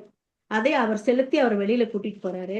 பாத்துருங்கய்யா, என்ன கொண்டுட்டு வந்தேன், என்னோட பணப்பை கொண்டுட்டு வந்த, வர்ற வழியில கூட்ட நெரிசல்ல தொலைஞ்சிருச்சுன்னு நிலையை அவர் சொல்றாரு. பாருங்க ஐயா, எப்பவும் வந்து ரொம்ப கவனமா இருக்கணும், திருட்டு பையர்கள் நிறைஞ்ச ஊருன்னு சொல்லிட்டு அவர்கிட்ட இருக்கிற ஒரு 20 பணப்பையை எடுத்து இவர்கிட்ட இதுல உங்க பணப்பை இருக்கா அப்படின்னு சொல்லி காமிச்சாரா. இப்பவே புரிஞ்சிருக்கு உங்களுக்கு அவர் யாருன்னு. ஒரு மிகப்பெரிய திருடன். 20 பணப்பை அவரிடத்தை இருக்குது, மிகப்பெரிய திருடனா தானே இருக்கக்கூடும். அவர்கிட்ட அவ்வளவு பணம் இருந்திருக்கு. அப்ப அதுல தன்னோட பணப்பை பாக்குறாரு, அந்த கதாசிரியர் தன்னோட பணப்பைய பாக்குறாரு. இருந்து அதை எடுத்துக்கல, மாண்புடைய மனசுதான் அவர் அதை எடுத்துக்கல. இந்த இதுக்குள்ளார தன்னோட பணப்பை இல்ல அப்படின்னு சொல்லிடுறாரு. அந்த இடத்துல அந்த திருடன் மிகப்பெரிய ஒரு மனிதரா அவருக்கு தெரிஞ்சார். நான் சந்திச்ச மனிதர்களே மிகப்பெரிய மனிதன் அப்படின்னா அது இவராத்தான் இருக்க முடியும், இந்த திருடனாத்தான் இருக்க முடியும் அப்படின்னு சொல்லி அவர் அந்த இடத்துல அதை பதிவு செய்திருப்பார். அதைத்தான் அடியேனி இங்க சொல்ல வரேன். எவ்வளவுதான் பணங்காசு இருந்தாலும் அந்த ஹோட்டல் முதலாளிக்கு மனசு இல்ல பாருங்க, நல்ல மனசு இல்ல. 4 ரூபாய் தானே. மிகப்பெரிய கதாசிரியர் தினமும் அங்க வந்து உணவு அருந்துறார். இன்றிலிருந்து நாளை அவரிடத்தும் அதை பெற்றுக் கொள்ளலாம் அப்படிங்கிற அந்த நிலைப்பாடு அவர்கிட்ட வரல. ஆனா அதே திருடன் அந்த வழி போற அவர்கிட்ட அது களவாடுனதையும் அவருக்கு நினைவு இருக்கு. அவருக்காக வந்து அந்த 4 ரூபாயை கொடுத்து அவர் அந்த இடத்துல இருந்து அவரை சட்டையை கழட்டாம அவரை காப்பாத்தி அந்த இடத்துல இருந்து அழைச்சிட்டு போறாரு. அப்ப திருடனுக்கு இருந்த மாண்பு பணக்காரரான அந்த முதலாளிக்கு இல்ல அப்படிங்கிறது தான் இந்த இடத்துல அவரு திருவள்ளுவர் ஐயா பதிவு செய்திருக்கார். பொருள் இல்லாதவர் ஒரு காலத்து பொருளுடையவர் ஆதல் கூடும், ஆனால் அருள் இல்லாதவர் என்றும் அருள் இல்லாதவரை ஒரு காலம் மேன்மை அடைதல் இல்லை, பிற்பாடு அருளை பெரிதலும். அப்ப அப்படிப்பட்டவங்க அந்த ஹோட்டல் முதலாளி மாதிரி இருக்கிறவங்க என்னைக்காவது அவங்களுக்கு அருள் கிடைக்குமா, நல்ல மனசு இருக்குமா, நல்ல மாண்பு வருமா அப்படின்னா வரவே வராது அவங்களுக்கு. அவங்க சின்னவங்களாவே இருப்பாங்க, குணத்தில் அவங்க சின்னவங்களா இருப்பாங்க. அதே இந்த திருடன் இன்னும் 4 தடவை அந்த கதாசிரியரோட பழகி இருந்தா கண்டிப்பா அவர் மேன்மை அடைதல் கூடும் இல்லைங்களா. அதை பதிவு செய்திருக்க. அத இந்த இடத்துல நான் மேற்கோள் காண்றேன். அடுத்து 249. தெருளாதான் மெய்ப்பொருள் கண்டாற்றல் தேரின் அருளாதான் செய்யும் அறம். அருள் இல்லாதவன் அறத்தை செய்ததாக கூறுவது தெளிந்த ஞானம் இல்லாதவன் உண்மை பொருளை கண்டதாக கூறுவதற்கு ஒப்பாகும். இரண்டும் நடவாதன. நடந்ததாக கூறினால் அது போய். கொஞ்சம் கூட மாண்பே இல்லாதவன், சுமையோட சிந்தனையே இல்லாதவன், நல்லறம் அப்படின்னா என்னன்னே தெரியாதவன், தெளிந்த ஞானம் இல்லாதவன் உண்மை பொருளை கண்டதாக சொன்னா கூட, நான் சாமியே பார்த்தேன் அப்படின்னு சொல்லி சொன்னா கூட அது என்ன அப்படின்னா அது பொய். அவனுக்கு வந்து நல்ல மாண்பு என்னன்னு தெரியாது, நல்ல அறிவுனா என்னன்னு தெரியாது, எதுவுமே தெரியாது. அப்ப அப்படி ஞானம் இல்லாதவன் உண்மை பொருளை கண்டதாக கூறுவதற்கு ஒப்புன்னு சொல்லி எதை சொல்றாரு, இரண்டும் நடவாதன. நடந்ததாக கூறினால் அது பொய்யாகும் அப்படின்னு சொல்லி. ஏன்னா அவன்கிட்ட உண்மையே இல்லை, அவன் நல்லவனாவே இல்லை. அப்படி இல்லாதவன் நான் அறத்தை செஞ்சேன் அப்படின்னு சொன்னா அது எப்படி நம்ப முடியாது இல்லையா. ரெண்டுமே நடவாத காரியம் அப்படின்னு சொல்றார். 250. வலியார் முன் தன்னை நினைக்காதான் தன்னின் மெலியார் மேல் செல்லும் இடத்து. அருள் இல்லாதவன் தன்னை விட வலிமை குறைஞ்சவங்க கிட்ட வெகுண்டெழுந்து துன்பம் செய்ய செல்லும் போது தன்னினும் வலிமை மிகுந்தவர் தன்மை துன்புறுத்த வந்த போது தான் அஞ்சி நிற்கும் நிலையை நினைப்பானாக. அதாவது இந்த இடத்துலயும் நம்ம இதைத்தான் சொல்லணும், மகாபாரதத்தான் சொல்லணும். அபிமன்யுக்கு வந்து ஒரு பெரிய வியூகம் அமைச்சிருப்பாங்க. அந்த வியூகத்துக்குள்ள போயிட்டு அவர் மாட்டிப்பார்.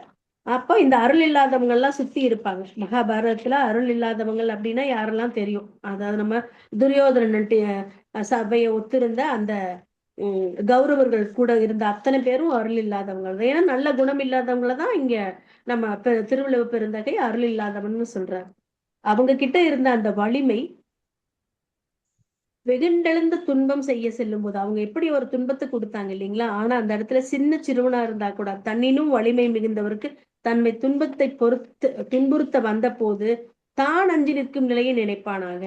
ஆனா அந்த இடத்துல அபிமன்யுக்கு அவங்க கொடுத்த துன்பம் மிகப்பெரிய துன்பமா இருந்தா போது கூட இவங்க எல்லாருமே அஞ்சுனாங்க. இந்த சின்னவங்கிட்ட இருந்து நம்ம தப்பிச்சிட முடியுமா, என்ன இப்படி வலிமையா போர் செய்யறான் அப்படின்னு சொல்லி மற்ற எல்லாருமே அஞ்சு நடுங்கினாங்க இல்லைங்களா?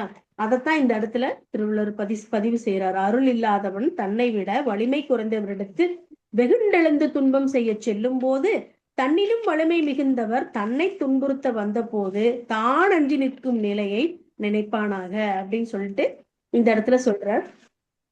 அப்ப இந்த மொத்தமா இதுல இருந்து நம்ம என்ன உணர்ந்துக்கிறோம் அப்படின்னா, அருள் அப்படின்னா நம்ம ரெண்டு விஷயம் எடுத்துக்கணும். அருள்னா சாமியோட கடாட்சம், சாமியோட அருள் நமக்கு முழுமையா வேணுங்கிறத எடுத்துக்கணும்.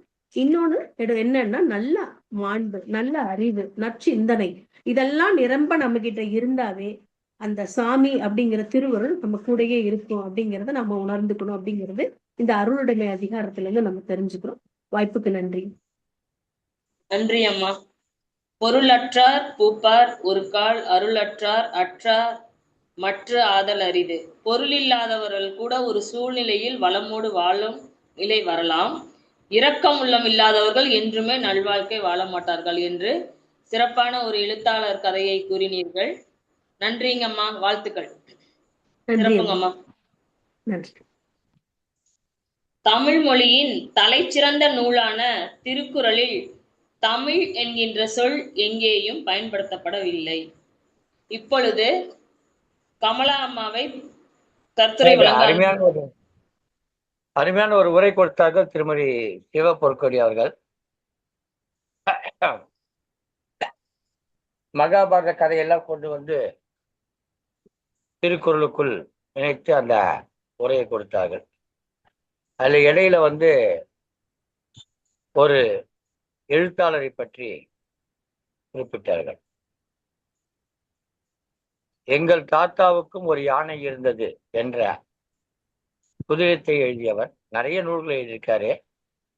அதுல குறிப்பிடத்தக்க நூல் வந்து எங்கள் தாத்தாவுக்கும் ஒரு யானை இருந்தது. அது மத்திய அரசனுடைய விருது பெற்ற ஒரு நூல். அதை எழுதியவர் பெயர் வைக்கம் முகமது பஷீர். அவர்தான் அன்னைக்கு அந்த உணவகத்துக்கு போகும்போது தன்னுடைய பணப்பையை தவற விட்டு அவரை கவனிக்காமல் சாப்பிட்டு விட்டு வந்து சட்டையை கழட்டிட்ட சொல்லிடுறார். ஒரு கழட்டிடுறாரு. வேற வழி இல்லை, அவருடைய ஜிப்பாவை கழட்டிடுறாரு. அப்போதான் அந்த ஆள் வந்து பார்த்துட்டு காசை கொடுத்துட்டு கேட்குறான். கேட்டா அங்க இதுல உன் பர்ஸ் இருக்கா பாருசாங்கன்னு கேட்குறான் மலையாளத்துல. இல்லை அப்படின்றாரு. சரி போன்றாரு. ஆனா என்னன்னு கேட்டா அவர் உலகறிந்த எழுத்தாளர், மிகச்சிறந்த எழுத்தாளர், அகாதமி விருது பெற்ற எழுத்தாளர். ஆனா வந்து அவருக்கு அன்றைக்கு அந்த உணவகத்துல அங்க வந்துட்டு தெரியல. அதனால வேண்டி அந்த மனவேதனை இழிவுபடுத்தப்படுகிறார். அதனால தன்னுடைய பண்பை அழகாக இந்த பணப்பைகளை பார்த்துவிட்டு இதுல இந்த இல்லை அப்படின்னு சொல்லி பார்க்கிறார். அந்த நேரத்துல தன்னுடைய மானத்தை காப்பாற்றி அவனுடைய மனதை நோகடிக்க கூடாது. ஆமா இது இருக்குது, என் பர்ஸ் இருக்குது அப்படி சொன்னா அவன் திருடன் ஆயிடும். அவனை திருடனாக மாற்றி அந்த இடத்துல அவமானப்பட வைக்காமல், இது வந்து அவருடைய சொந்த வாழ்க்கையில் நடந்தது, இது கதையல்ல. அவர் நிறைய கதைகள் இருக்காரு. இந்த மாதிரி மன உணர்வுகளை வெளிப்படுத்தக்கூடிய கதைகள் நிறைய இருக்காரு. ஆனா இது கதையல்ல, சிறப்பாக இருக்கு. சிறப்பான விடயம் சொல்லிங்கம்மா. மகிழ்ச்சி. தொடர்ந்து மகிழ்ச்சி. நன்றி ஐயா, நன்றி, மிக்க நன்றி. அடுத்ததாக கமலா அம்மாவை கருத்துரை வழங்க அன்புடன் வைக்கிறேன். அனைவருக்கும் வணக்கம். சங்க தமிழ் இலக்கிய பூங்காவின் தலைவராம் ஐயர் திருவள்ளுவரை வணங்கி செயலராம் பாவேந்தர் பாரதிதாசனை தொழுது சங்க தமிழ் இலக்கிய பூங்காவின் ஒருங்கிணைப்பாளர் ஐயா திருநீலகண்ட தமிழன் ஐயா அவர்களுக்கும் மற்றும் கருத்துரை வழங்கும் சான்றோர்களுக்கும் என்னுடைய வணக்கத்தை தெரிவித்துக் கொள்கிறேன். அதிகாரம் 22 ஒப்புரவு அறிதல். அறத்துப்பால் இல்லறவியல். இல்லறம் என்பதே விருந்தோம்பலுக்கும் மற்றும் உதவி செய்வதற்கும் தாம் என்பதை அழுத்தமாக குறிப்பிட்டுள்ளார் திருவள்ளுவர்.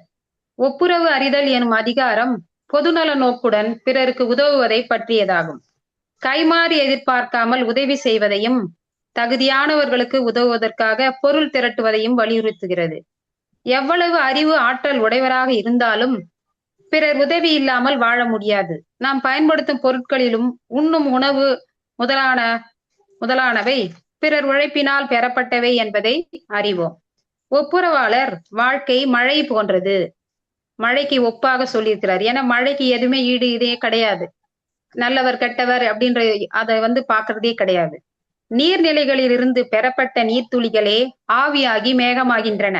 அந்த மேகம் நீர்த்துளிகளை உலகிற்கு அளித்து உதவுகின்றது. ஆனால் இன்னார்க்கு இன்ன பயன் என்றில்லாமல் உதவுகின்றது. அத்தகைய மழைக்கு என்ன கைமாறு செய்ய முடியும்? ஒப்புரவாளர் செய்யும் உதவிகளும் அவ்வாறே. அவர் செய்யும் உதவிகளும் கைமாறு எதிர்பார்த்து அல்ல என்பதை விளக்கும் குறள் கைமாறு வேண்டா கடப்பாடு மாறி மாட்டு எந்நாற்றும் கொல்லோ உலகு 211. இதே போலதான் ஔவையார் தம்முடைய நாலடியார்ல நல்லார் ஒருவர் உளரே அவர் பொருட்டு எல்லாருக்கும் பெய்யும் மழை அப்படின்னு சொல்லியிருக்காங்க. இவங்களுக்கு தான் மழை பெய்யணும் அப்படின்றதே கிடையாது அப்படின்ட்டு. பெரியோர் மூத்தோர் சான்றோர் கற்றோர் இவர்களுக்கு செய்வது விருந்தோம்பல், இல்லாதவர்களுக்கு செய்வது ஈகை. கேட்காமலேயே சமூகத்திற்கு செய்ய வேண்டிய உதவி உண்டு, அதுதான் ஒப்புரவு அப்படின்னு சொல்றாரு வள்ளுவர். கேட்காமலேயே செய்யும் உதவியாக சில பேர் பொது அமைப்புகளை நிறுவி அதன் மூலம் ஏழை வறுமையில் உள்ள குழந்தைகளுக்கு கல்வி செலவு, திருமண உதவி இதையெல்லாம் செய்து வராங்க. அது மட்டுமல்லாமல் மழை காலங்களில் வெள்ளம் போன்ற காலங்களிலும் பஞ்சம் ஏற்படும் நிலையிலும் உதவி வருகின்றனர். இதெல்லாம் எதிர்பார்த்து எதுவும் செய்யறதில்லை. அவங்க கிட்ட இருந்து நாம ஏதாவது கிடைக்கும் அப்படின்ற மாதிரி அவங்க எதிர்பார்த்து செய்யறது கிடையாது. தாம் பாடுபட்டு சேர்த்து வைத்த அந்த செல்வத்தை தமது செலவிற்கு போக மீதமுள்ளதை மற்றவர்களுக்கு என்னென்ன உதவி தேவையோ அதை செய்ய முற்படுபவர் என்பதை தான் குறள் தாளாற்றி தந்த பொருள் எல்லாம் தக்கார்க்கு வேளாண்மை செய்தற் பொருட்டு அந்த குறள் படி விளக்குகிறார். சில பேர் நமக்கு உதவி கிடைக்காதா அப்படின்னு சொல்லி ஏங்குறாங்க. அந்த ஏங்குபவருக்கு தாகமாகவே முன்வந்து உதவுவன் மனிதன் அப்படின்னு சொல்றாரு. ஏன்னா மனிதனுடைய முக்கியமான குணமே இரக்க குணம் தான். அது இரக்கம் இல்லை அப்படின்னு சொன்னா அவங்கள வேற மாதிரி தான் சொல்லுவாங்க. மக்கள் யாவரும் சமம், என்னால் முடிந்ததை செய்யும் உணர்வு உள்ளதோ அவனே இவ்வுலகில் வாழ்பவன். தான் உண்டு தன் வேலை உண்டு என்பவன் வாழ்பவன், அவன் வாழ்பவன் அல்ல, செத்தாருள் ஒருவனாகவே கருதப்படுவான் என்கின்றார் வள்ளுவர். ஒத்தது அறிவான் உயிர் வாழ்வான், மற்றையான் செத்தாருள் வைக்கப்படும். உலகம் வாழ வேண்டும் என்று விரும்புகின்ற பேரறிஞனிடம் செல்வம் சேருமானால் அது ஊரார் நீர்க்குளம், ஊரில் பொதுவாக இருக்கக்கூடிய குளம், அந்த குளத்துல நீர் நிறைந்ததை போன்றது. வெள்ளம் நிறைந்த போது ஊரார்க்கு நீர் உதவியது போலவே நீர் சுருங்கி குறைந்த காலத்திலும் குளம் ஊரார்க்கு உதவி கொண்டே இருக்கும்.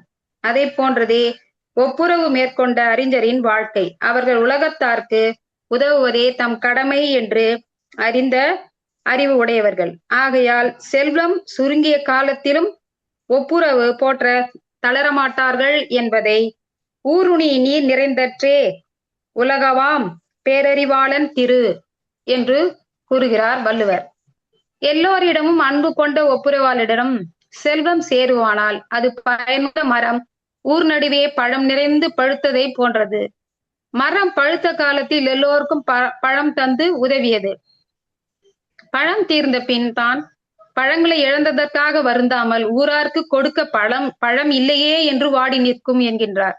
அன்புமிக்க ஒப்புரவாளன் வாழ்க்கையும் அதை போன்றதே. அவன் செல்வம் இழந்து வறுமை உற்ற போது தன்னுடைய வறுமைக்காக வருந்துவதில்லை, பிறர்க்கு செய்யத்தக்க உதவிகளை செய்ய முடியவில்லையே என்று வருந்துவதே அவனுடைய வறுமையாகும் அப்படின்னு சொல்றாங்க. இதை போலதான் அப்ப இருக்கக்கூடிய அந்த 63 நாயல்களை பெரும்பாலானோர் அவ்வாறுதான் வாழ்ந்துள்ளார்கள் என்பதை நாம் இந்நேரத்தில் நினைவு கூற வேண்டும்.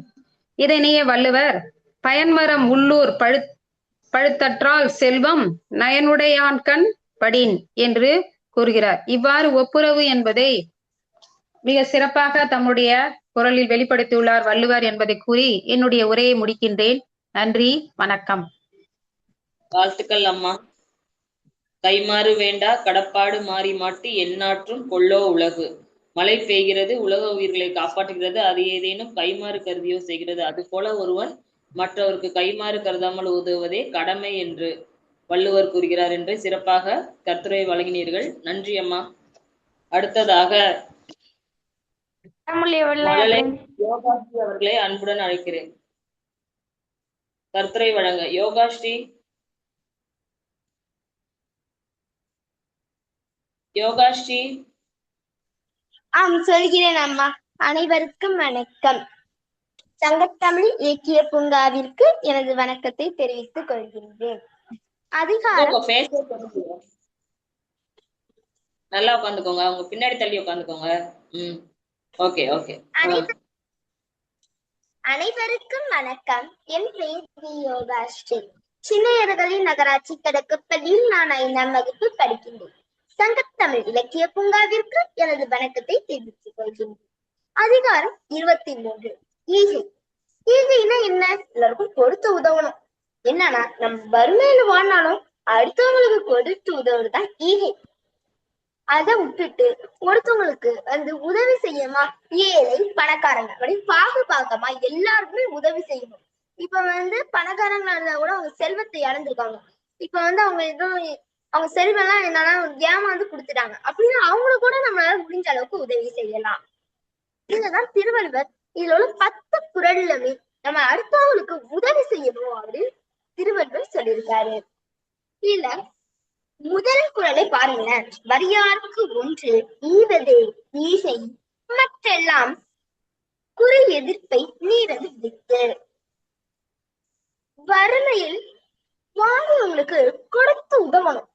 இப்ப ஒருத்தவங்க ஏழையா இருக்காங்க, அவங்கள்ட்ட பணம் இல்ல அப்படின்னா நம்மளால முடிஞ்ச அளவுக்கு ஒரு 3 ரூபா கொடுத்தாலுமே அது அவங்களுக்கு பெரிய காசு தான். நாம அவங்களுக்கு உதவலாம். இப்ப மழை பெய்யுது, சரியான மழை, அவங்க வெளில உட்காந்துருக்காங்க, அவங்க அவங்க தெருவில் உட்காந்துருக்காங்க அப்படின்னா நம்ம என்ன பண்ணலாம், நம்ம பிறந்த நாளோ நம்ம அம்மா அப்பாவுக்கு வெட்டிங் டே அப்படின்னா நம்ம அவங்களுக்கு என்னன்னா நம்ம பள்ளியில நிறைய பேருக்கு பேனா பென்சில் வாங்கி கொடுக்கறதோட அவங்களுக்கு ஒரு ரெயின் கோட் வாங்கி கொடுத்தோம்னா அவங்க ரொம்ப சந்தோஷமா இருப்பாங்க. என்னன்னா ஏழை எளிய மக்கள் என்னன்னா பசியில வாடுறாங்க அப்படின்னா அவங்களுக்கு ஒரு சாப்பாடு வாங்கி கொடுக்கலாம். இப்ப இல்லைன்னா வீட்டுல இருந்து சமைச்சு எடுத்துட்டு போய் கூட கொடுக்கலாம். அங்க உள்ள நிறைய பேர் இருப்பாங்க. கோவில்ல எல்லாம் பாருங்க, நம்மளுக்கே தெரியும் என்னன்னா நிறைய பேர் உட்கார்ந்து இருப்பாங்க. இங்க என்னன்னா அவங்க அவங்களுக்கு முடிஞ்ச அளவுக்கு நம்ம காசு கொடுக்கலாம். நம்மளால முடிஞ்ச அளவுக்கு 1 ரூபாய் இருந்தாலும் ஓகே அவங்களுக்கு கொடுக்கலாம். அது மட்டும் இல்ல, பிறந்த நாள்ல நம்ம என்ன பண்ணுவோம், பள்ளிக்கூடத்துல போய் எல்லாருக்கும் சாக்லேட் கொடுப்போம். இல்லைன்னா பேனா பென்சில் அவங்க வசதிக்கு தேர்ப்பு 5 ரூபாய் கள்ள மிட்டாயி அது மாதிரி வாங்கி கொடுப்போம். அது ஈகை இல்ல. அது அவங்களுக்கு ஆசைப்படுற மாதிரி கொடுத்து உதவுறது அது ஈகை இல்ல. அதுவே ஏழை எளிய மக்களுக்கு அன்னதான ஆசிரமத்துக்கு சென்று அவங்களுக்கு உதவி செய்யறமே அதுதான் ஈகை என்று திருவள்ளுவர் கூறியிருக்கார். 2வது குறள்ல நல்லாறு எனினும் கொலை தீது மேல் உலகம் இல்லெனினும் ஈதலே நன்று. நம்மிடம் கொஞ்சோண்டு இருக்கு, ஒரு பென்சில் இருக்கு, 2 பென்சில் வச்சிருக்கோம். அதுல ஒரு பென்சில் புதுசு, இன்னொரு பென்சில் பழசு. பழைய பென்சில் கொஞ்சம் கம்மியா தான் இருக்கு, புது பென்சில் இருக்க கூடாது. அதை நம்ம அப்புறம் யூஸ் பண்ணிக்கலாம். இவங்க ஒருத்தவங்களை மட்டும் பென்சில் இல்லை அப்படின்னு கேட்கறாங்க அப்படின்னா நம்ம என்ன பண்ணணும், நம்மள்ட்ட இது புதுசா இருக்கு நம்ம வச்சுக்கலாம், பழசு தூக்கி அவங்கள்ட்ட கொடுத்துடலாம், இது பழசு தானே அப்படின்னு நினைச்சு கொடுக்க கூடாது. நம்ம அந்த பென்சிலை வச்சுக்கிட்டு புதுசான பென்சிலை வாங்கணுமே அந்த பென்சிலை அவங்கள்ட்ட கொடுத்து உதவணும். அது மட்டும் இல்ல, நம்ம பள்ளியில யாராவது கஷ்டப்படுறாங்க, எரேசர் இல்ல அப்படின்னா நம்ம என்ன பண்ணணும், நம்ம இப்ப நம்ம எரேசரை கொடுத்துடலாம் அவங்களுக்கு. அது மாதிரி சின்ன சின்ன உதவி நம்மளால செய்ய முடியும். இப்ப என்னன்னா இதான் ஈகை. அதை விட்டுட்டு காசு பணம் இருக்கவங்க அவங்களுக்கு போயிட்டு இதை நம்ம 2 பேரும் என்ன பண்ணிக்கலாம், நான் நாளைக்கு எடுத்துட்டு வரேன் பிரியாணி எடுத்துட்டு வரேன், நாளைக்கு நான் பேனா எடுத்துட்டு வரேன், நாளைக்கு நான் கேக் எடுத்துட்டு வரேன், நான் தரேன் அப்படின்னு சொல்றது ஈகை இல்ல. அவங்களுக்கு அவங்க அம்மா அப்பா வாங்கி கொடுப்பாங்க. அதுவே ஏழை எளிய மக்களுக்கு நம்மளுக்கு பிறந்த நாள் அப்படின்னா நம்ம என்ன பண்ணலாம், நம்மளுக்கு தானே புத்தாடை போட்டுக்கிறோம். அதே மாதிரியே அவங்களுக்கும் நம்ம என்ன பண்ணலாம், புதுசான உடைகளை வாங்கி கொடுக்கலாம். அதுவும் ஒரு ஈகை தான். அது மட்டும் இல்ல, நம்ம அநாத ஆசிரமத்துல நிறைய சின்ன சின்ன குழந்தைங்க எல்லாம் இருந்திருப்பாங்க. அநாத ஆசிரமத்துக்கு போனவங்களுக்கு அது தெரியும். அப்ப அவங்களுக்கு என்ன பண்ணலாம், ஒரு சின்ன அவங்களுக்கு எல்லாம் நம்ம என்னன்னா பழைய ட்ரெஸ் எடுத்து கொடுக்கறதோட புதுசா ஒரு 100 ரூபாய் 150 ரூபாய்க்கு ட்ரெஸ் எடுத்து கொடுத்தாலும் அது அவங்க சந்தோஷமா இருக்கும்.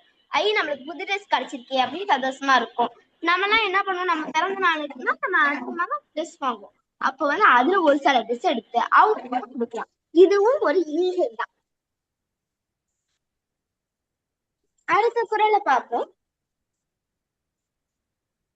ஆற்றுவார் ஆற்றல் பசி ஆற்றல், அப்பசியை மாற்றுவார் ஆற்றல். ஒரு கொடிய பசி, வறுமையில வாடுறாங்க. இப்ப வந்து நம்ம ஒரு கோவிலுக்கு போறோம், அங்க வந்து ஒரே ஒரு சாப்பாடு தான் இருக்கு. அப்ப வந்து நமக்கு பசிக்குது. அப்ப வந்து அந்த சாப்பாடு நம்ம நடந்த ஒரு ஏழை ஒருத்தவங்க வந்து நம்மகிட்ட கேக்குறாங்க, எனக்கு பசிக்குது, உங்களுக்கு ஏதாவது சாப்பாடு இருந்தா கொடுங்கம்மா அப்படின்னு கேட்டா அவங்களுக்கு என்ன பண்ணணும், அந்த சாப்பாடு எடுத்து கொடுத்துடணும். நம்ம சாப்பிடறதுக்கு முன்னாடி கொடுத்துடணும். அப்ப வந்து அவங்களுக்கு அவங்க பசிய போக்கிட்டாங்கன்னா அப்பயே நம்ம இறைவன் என்ன பண்ணுவாரு, நம்மளுக்கு அருள் புரிவாரு. என்னன்னா இவங்க அடுத்தவங்களுக்கு உதவி செஞ்சிருக்காங்க அப்படின்னா நம்மளுக்கு வந்து என்னன்னா அந்த பசி நம்மளுக்கு என்னன்னா நம்ம சாப்பிட்ட மாதிரியே நம்மளுக்கு ஆயிடும். அற்றார் அழிப்பசி தீர்த்தல் அக்கொருவன் பெற்றான் பொருள்வை துளின். என்னன்னா ஒரு செல்வந்தருக்கு எவ்வளவு பெரிய செல்வந்தரா இருக்கட்டும், நல்ல 1,00,000 கோடி சம்பாதிப்பாங்க, அவங்கள கூட இருக்கட்டுமே, அவங்க வந்து அவங்க காசை வச்சுட்டு என்ன பண்ணுவாங்க, அவங்க பர்த்டேயா இருக்கட்டும், அவங்களுக்கு வெட்டிங் டேவா இருக்கட்டும், அவங்க என்ன பண்ணுவாங்க அப்படின்னு கேட்டோம்னா ஒரு கிராண்டா செலிப்ரேஷன் மாதிரி பண்ணிட்டு அங்க என்னன்னா நம்ம இப்ப நண்பர்களே இங்க பிறந்த நாள் காலம் அப்படின்னு போட்டு என்னன்னா அவங்க பேரை போட்டு என்னன்னா இப்ப வந்து நீங்க அனைவரும் வந்துருங்க அப்படின்னு போட்டு, இப்ப அவங்க ஃப்ரெண்ட்ஸ், அப்ப அவங்களுக்கு தெரிஞ்ச பணக்கார நண்பர்கள், அதுக்கப்புறம் அவங்க பள்ளியில உள்ள நண்பர்கள் எல்லாம் கூப்பிட்டு கேக் ஒரு 5-6 கிலோ கேக் வாங்கி வெட்டி பிரியாணி போட்டு அதை வந்து என்னன்னா சாப்பிடுவாங்க. அது வந்து ஈஸி இல்ல, அவங்களோட பெருமையை எடுத்து சொல்றதுதான் அந்த ஆகும். அதோட நாளைக்கு வந்து நம்ம பெருமையை பீத்திக்குவாங்களே, என்னன்னா அவ நல்லா படிச்சிருக்கேன், நான் நல்லா படிச்சிருக்கேன் அப்படி சொல்றது வந்து பெருமை. அது பெருமையே சொல்லக்கூடாது. அவங்களுக்கு என்ன பண்ணணும், மீதி மிச்சம் நிறைய பேர் சாப்பாடு சாப்பிட்டுருப்பாங்க, அதுல கல்யாண சாப்பாடுனா மீதி மிச்சம் இருக்கும். அப்ப வந்து அந்த சாப்பாடை கூட என்ன பண்ணணும், நம்ம வேஸ்ட் ஆகாம சாப்பிடணும். அதுக்கப்புறம் வந்து நம்ம வீட்டுல வந்து நிறைய சமைக்கிறாங்க, அப்ப வந்து விருந்தினர் வராங்க, அப்ப வந்து அவங்க சமைக்கிறாங்க அப்படின்னா அந்த மீதி இருந்த சாப்பாடு கொஞ்சமாவது இருந்தாலும் அது தனியா எடுத்து வச்சிடணும், அவங்களுக்கு வேணும்னா மட்டும் கொடுக்கணும். இல்லைன்னா வந்து அந்த சாப்பாடை வந்து என்ன பண்ணிடலாம், அன்னதான ஆசிரமத்துக்கோ இல்ல ஏழை எளிய மக்களுக்கோ கொடுத்து உதவலாம். இதுதான் ஈக. அதை விட்டுட்டு பெரிய 10-20,000 பேருக்கு முன்னாடி போய் கொடுத்துட்டு அது வந்து ஈகையே இல்ல. அது வந்து அவங்க வந்து அவங்களோட பெருமையை சொல்றதுதான் அர்த்தம். எல்லாருக்குமே கடையேழு வள்ளல்னு தெரியும், அதுல 7 வள்ளல்கள் இருப்பாங்க. அதுல வந்து அவர் வந்து பிள்ளைக்கு வந்து தேரே கொடுத்தாரு. எவ்வளவு பெரிய ஈகையா இருக்கும் இது. அவரோட தங்க தேர் இருக்குல்ல, அந்த தேரே ஒரு முள்ள கொடி வந்து பறந்து வந்துட்டு இருக்கு, அதுல வந்து எங்கேயுமே மாட்டிக்கமா இருக்கு. அப்ப வந்து அவர் வந்து அவரோட தேரை அங்க போட்டிருக்காரு, அதுல வந்து அந்த கொடி வந்து சுருண்டு மேல ஏறிட்டு போகுது. அப்ப வந்து அவர் என்ன பண்ணிருக்காரு அப்படின்னா அதை அவர் வெட்டி இருக்கலாம்ல, என்னன்னா நம்ம தங்க தேரே இதுல ஏறிட்டு அப்படின்னா அவர் வெட்டி இருக்கலாம். ஆனா அவர் அதை கூட வெட்டமா அவர் என்ன பண்ணிருக்காரு அப்படின்னா அந்த அவர் தேரே விட்டு கொடுத்தாரு. அப்ப நம்ம என்ன பண்ணலாம், அவர் தேரே விட்டு கொடுத்தாரு. அப்பனா நம்மளால முடிஞ்ச ஒரு சின்ன உதவியை நம்ம அடுத்தவங்களுக்கு செஞ்சு உதவலாம். அடுத்தது வந்து என்னன்னா இப்ப வந்து நம்ம எல்லாருக்குமே தெரியும், அதியமான் வந்து என்னன்னா ஔவையாருக்கு நெல்லிக்காணியை கொடுத்து உதவினாரு. அதுவும் ஒரு ஈகை தான். என்னன்னா ஔவையார் வந்து நல்ல சங்ககால புலவர், அவங்க பெண்பால் புலவர், அவங்க நல்லா பாடுவாங்க, நிறைய பாட்டெல்லாம் எழுதினாங்க. கொண்டை வேந்தன், ஆத்திச்சூடி, மூதுரை அப்படி நிறைய எழுதியிருக்காங்க. அதியமான் மன்னர் இருக்காருல்ல, அவருக்கு வந்து ஒரு நெல்லிக்கனி கிடைக்குது. அது யாரு சாப்பிடுறாங்களோ அவங்க நிறைய வயசு வரைக்கும் வாழ முடியுமா, அது அவரே சாப்பிட்டுருக்கலாம்ல. இப்ப நம்மளுக்கு ஒரு நெல்லிக்காய் கிடைக்குது அப்படின்னா நம்ம தானே எடுத்து சாப்பிடுவோம். இப்படி நம்மளுக்கு கிடைச்சிச்சுன்னா அது அடுத்தவங்களுக்கு கொடுக்கணும்னு நம்ம நினைப்போமா, இருக்க மாட்டோம்ல. அவர் என்ன பண்ணிருக்காரு, நம்ம ஒரு அரசர், நம்மள மாதிரி பல அரசர் வருவாங்க, அவங்க இருக்கலாம். ஆனா ஔவையார் பாட்டி மாதிரி ஒருத்தவங்க நூல் எழுதுறதுக்கு யாருமே இருக்க முடியாது. சங்ககால புலவர்கள் தான் நம்மளுக்கு தேவை அப்படின்னு சொல்லிட்டு அவர் வந்து அவங்களுக்கு அந்த நெல்லிக்காண்டி கொடுத்து உதவிருக்காரு. இதுவும் ஒரு ஈகை தான். இப்படி பல சிறப்பு வாய்ந்த நிகழ்ச்சிகள் எல்லாம் நம்ம பாக்குறோம். அப்பனா நம்ம ஈகையில உள்ள மாதிரி நடந்துக்கணும். என்னன்னா நம்ம சின்ன பிள்ளைங்க, நம்மளால என்ன, நம்ம கையில காசு இருக்காது, அப்பனா நம்ம என்ன பண்ணலாம், நம்மள்ட்ட 2 பென்சில் இருக்கு, அப்ப வந்து ஒருத்தவங்க பென்சில் இல்ல அப்படின்னு கேக்குறாங்கன்னா நமக்கு அவங்களுக்கு ஒரு புது பென்சிலை வாங்கி கொடுக்கலாம். அதுக்காக நம்ம அம்மாட்ட சொல்லலாம், அம்மா எங்க கிளாஸ்ல இல்ல, அவங்க வந்து கஷ்டப்படுறாங்க அப்படின்னு சொன்னாங்கன்னா நம்ம அம்மாட்ட சொல்லி அவங்களுக்கு ஒரு பெண்ணோ எரேசரோ வாங்கி கொடுக்கலாம். இதெல்லாம் ஒரு உதவிதான். என்னன்னா நம்ம பிறந்த நாளா இருக்கட்டும், அப்பனா நம்ம என்ன பண்ணலாம், அன்னதான ஆசிரமத்துக்கு சென்றோம், ஏழை எளிய மக்களுக்கு சென்றோம், அவங்களுக்கு ஒரு உதவி செஞ்சு கொடுக்கலாம். இதெல்லாம் சிறுவர்கள் சொல்லியிருக்காரு, நம்ம எல்லாருக்கும் ஈகை பண்ணணும்னு சொல்லியிருக்காரு. இந்த அதிகாரத்துல இருந்து நம்ம என்ன தெரிஞ்சுக்கிட்டோம் அப்படின்னா, நம்ம எல்லாருக்கும் கொடுத்து உதவணும் என்பதை தெரிஞ்சுக்கிட்டோம். எனக்கு ஈகை அதிகாரத்தை பற்றி பேச வாய்ப்பளித்த சங்கத்தமிழ் இலக்கிய பூங்காவிற்கு நன்றி தெரிவித்துக் கொள்கிறேன். நன்றி ஐயா. நன்றிடா. பாத்தூன் மறியி யாவனை பசி என்னும் தீப்பனி தீண்டல் அரிது, பலரோடு கூடி பகிர்ந்து உண்ணும் பெருந்தகையாளனை பசி நோய் என்னும் அண்டாது. உங்களுடைய பள்ளி மதிய உணவுல சொல்வீங்களே, பகுத்துண்டு பள்ளியில் ஓம்தல் நூலோர் தொகுத்தவற்றுள் எல்லாம் தலை, அது சொல்லிதானே நீங்க உணவு உண்மீங்க? யோகா வாழ்த்துக்கள், சிறப்பு. அதியமான், ஔவையார், ஈகை, நெல்லிக்கனி அனைத்தும் சிறப்பம்மா, வாழ்த்துக்கள். நன்றிங்க அம்மா. நன்றி. திருக்குறளில் அதிகம் பயன்படுத்தப்பட்ட ஒரே எழுத்து நீ.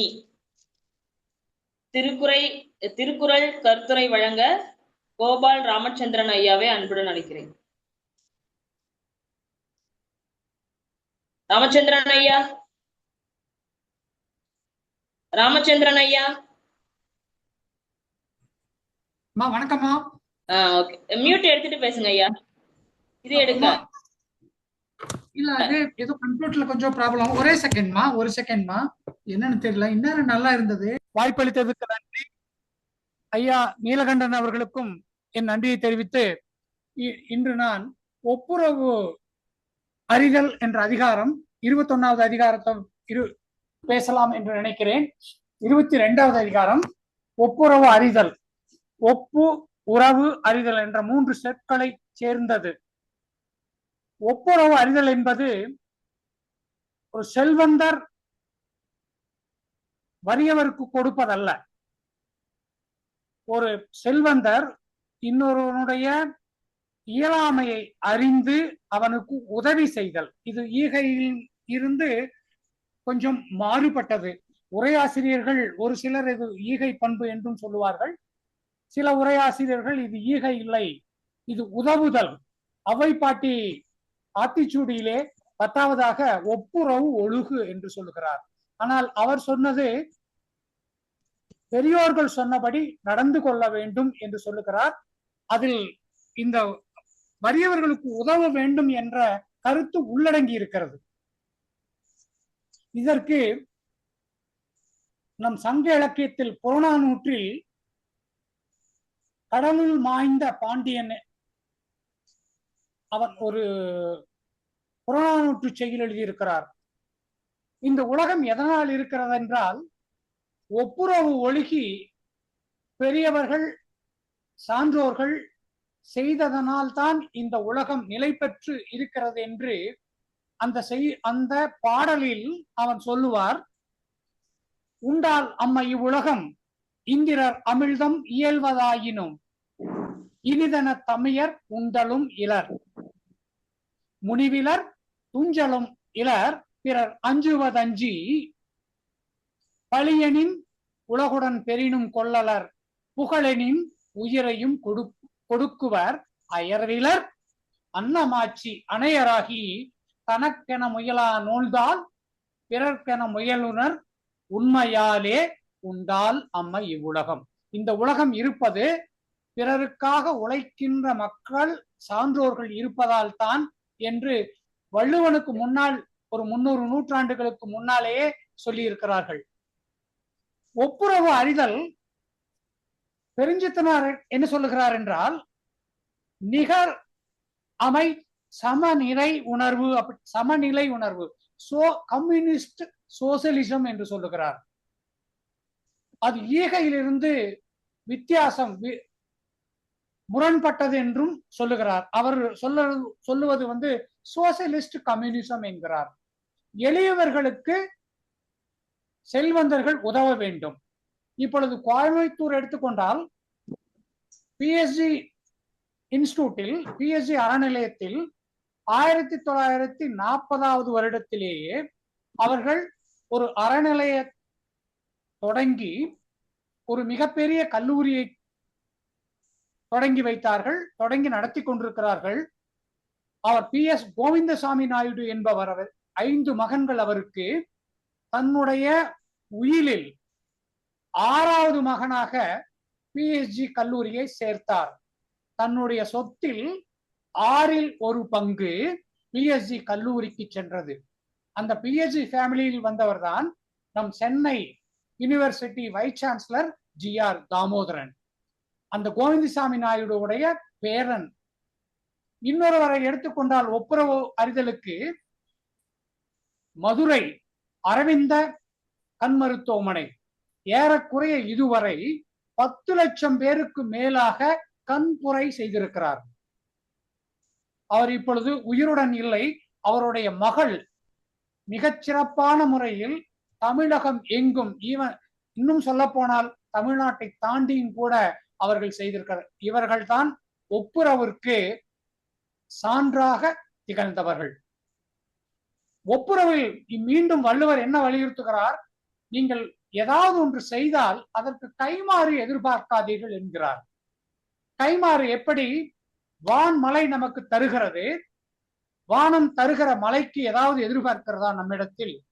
இல்லை. அது போல நாம் இருக்க வேண்டும். நன்னெறியிலே ஒரு இடத்திலே சொல்லுகிறார், மிக அருமையான கற்பனை அந்த சிவபிரகாச சுவாமிகள். அவர் என்ன சொல்லுகிறார்? கடினமான உணவுகளை கடித்து நாக்கு சுவைக்கு கொடுக்கிறது. அது என்ன நாக்கிடம் இருந்து வேற ஏதாவது எதிர்பார்த்தா கொடுக்கிறது? அது போல பெரியவர்கள், சான்றானவர்கள் எதையும் எதிர்பார்க்காமல் உதவி செய்வார்கள். அப்படிப்பட்டவர் தான் ஒப்புரவுக்கு சான்றானவர்கள். 2வது குறளில் மிக அருமையான குறள், தாளாற்றி தந்த பொருள் எல்லாம் தக்கார்க்கு வேளாண்மை செய்தல் பொருட்டு. இதை விருந்தோம்பலில் அந்த குறளோடு சேர்த்து பார்த்தால் மிக தெளிவாக புரியும். இருந்தோம்பி இல்வாழ்வதெல்லாம் இருந்தோம்பி வேளாண்மை செய்தற் பொருட்டு. 2வது அடி ஒரே மாதிரி வரும் 2 இடத்துல. ஆனா இந்த தாளாற்றி தந்த பொருள் எல்லாம் அப்படிங்கிறதுல மிகப்பெரிய ஒரு அர்த்தத்தை உள்ளே வைத்திருக்கிறார். எப்படின்னா, ஒருவன் கடினமான உழைப்பால் சம்பாதித்த அந்த செல்வத்தை தான் மற்றவர்களுக்கு உதவ வேண்டும். பிறரிடமிருந்து களவாடியோ அல்லது வேறு விதத்திலோ அந்த பொருளை எடுத்து நீங்கள் உதவக்கூடாது. அதற்கு பெருஞ்சத்தினர் அருமையான உதாரணம் கொடுப்பார். வலித்தாங்காய் எடுத்து பிள்ளையாரை புடைக்கிறது, அல்லது ஊராம் வீட்டு நெய் என் பொண்டாட்டி கையின்னு, அப்படியே இதே வார்த்தை கொலோக்கியலாவே எழுதியிருப்பார். அப்படி செய்யக்கூடாது. தான் சம்பாதித்த செல்வத்தை கொண்டு செய்ய வேண்டும். அதனாலதான் நீங்க வழியுடைமையில் அவர் சொல்லுவாரு, அளவறிந்து வாழாதான் வாழ்க்கை உலபோல் இல்லாகி தோன்றாக்கெடும். நம்ம கிட்ட என்ன இருக்குது அதை பண்ணணும்.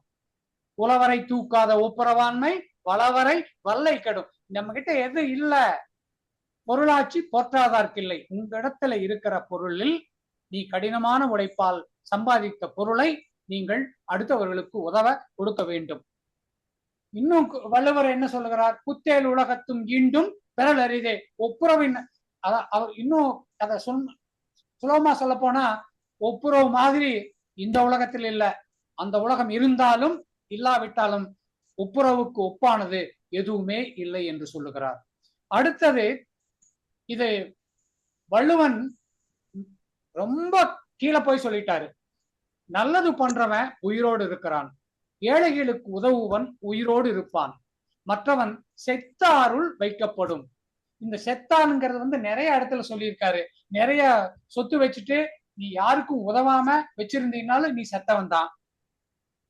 அறநெறி தவறி பிறனின் புகுவான் விழுந்தாரின் வேறல்லர் அப்படிங்கிறாரு.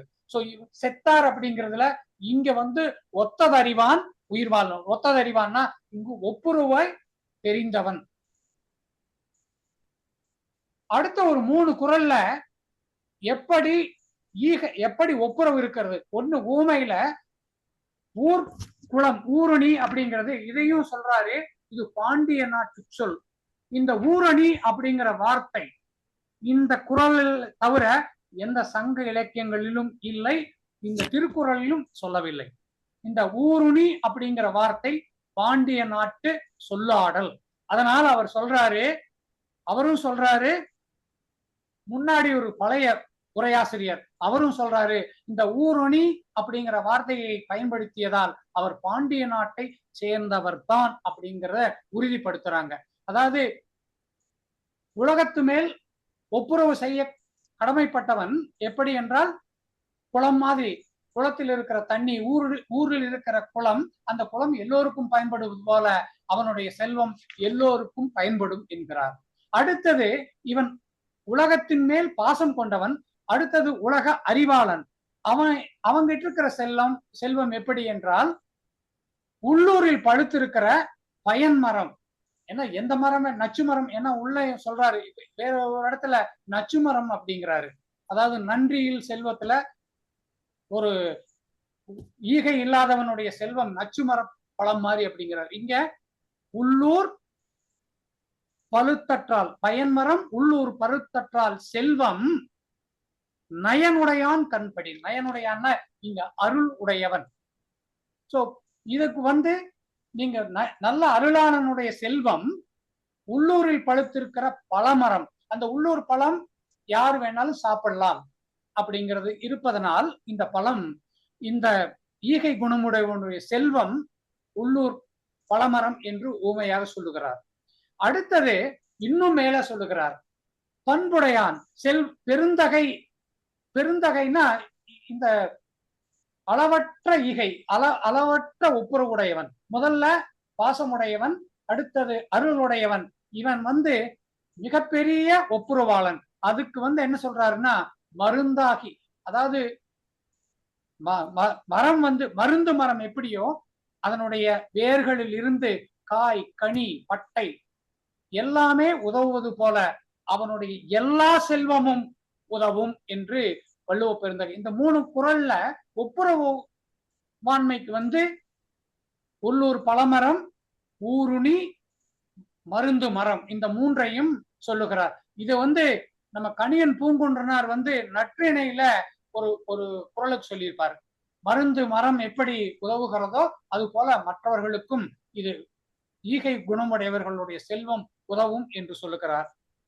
இந்த ஒப்புரவாளர்கள் கஷ்டம் வந்தாலும் அவங்க எதை பத்தியும் கவலைப்பட மாட்டாங்க, இருக்கிறத வச்சு செய்வாங்க. அதாவது கஷ்டமான காலத்திலையும் தான் ஒப்புரவுக்கு தயங்க மாட்டார்கள், இருப்பதை வைத்து செய்து கொண்டே இருப்பார்கள். இந்த நயன் அருளுடையவன் செல்வம் எப்படி உள்ளூர் பழம் மரம் பழுத்தது மாதிரியோ, இந்த நயனுடையவனுக்கு எப்பொழுது வறுமை வரும், அவனால் ஒரு உதவி செய்ய முடியாத ஒரு நிலைமை வந்தால் இந்த நயனுடையவன் வறுமையுடையவர் என்று சொல்லுகிறார்.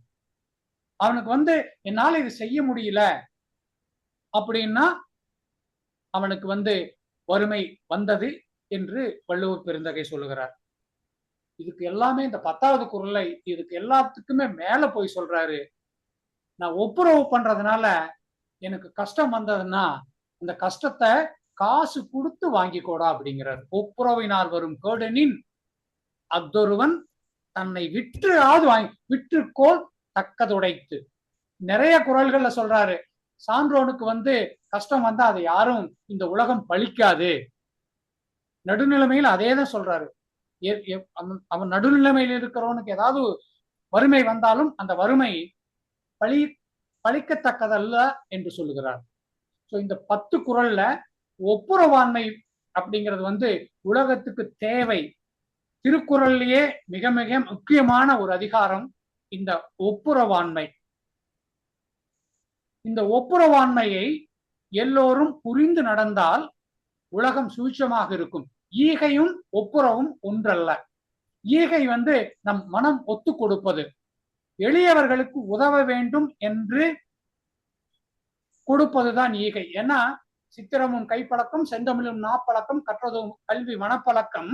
நித்த நடையும் நடைப்பழக்கம், கொடையும் தானமும் பிறவி குணம் அப்படிங்கிறார். இந்த மேல சொன்ன அந்த நாளை நம்ம மாத்திக்கலாம், நம்ம பிராக்டிஸ் பண்ணி. கடைசி கொடையும் தானமும் மாத்த முடியாது, அது பிறவி குணம் என்று அவை பாட்டி சொன்னது போல ஒப்புரவு பழகினால் எளியவர்களுக்கு உதவ வேண்டும் என்று நாம் பழக்கப்படுத்தி கொண்டால் உறுதியாக செய்ய முடியும். கடைசியில ஒரு பாரதிதாசன் ஒரு கவிதை. எளிய நடையில் தமிழ் நூல் எழுதிடவும் வேண்டும், இலக்கண நூல் புதிதாக இயற்றுதலும் வேண்டும், வெளி உலகில் சிந்தனையில் புதிதாக விளைந்துள்ள எவற்றினுக்கும் பெயர்கள் எல்லாம் கண்டு தெளிவுறுத்தும் படங்களோடு சுவடியெல்லாம் செய்து செந்தமிழை செழுந்தமிழாய் செய்திடவும் வேண்டும். எளிமையினால் ஒரு தமிழன் படிப்பில்லை என்றால் இங்குள்ள எல்லோரும் நானிடவும் வேண்டும். எளிமையினால் ஒரு தமிழன் படிப்பில்லை என்றால் இங்குள்ள எல்லோரும் நானிடவும் வேண்டும். நன்றி, வணக்கம்மா. வணக்கம் ஐயா, சிறப்பு ஐயா. தாளாற்றி தந்த பொருளெல்லாம் தக்காருக்கு வேளாண்மை செய்தல் பொருட்டு, தமது முயற்சியால் பாடுபட்டு சேர்த்த பொருளை எல்லாம் தகுந்த நல்லவர்களுக்கு உதவுவதற்கே என்று நினைக்க வேண்டும் என்று வள்ளுவர் கூறினார் என்று சிறப்பான கருத்துரை வழங்கினீர்கள். நன்றி ஐயா, வாழ்த்துக்கள். தொடர்ந்து இணைந்திருங்கள்.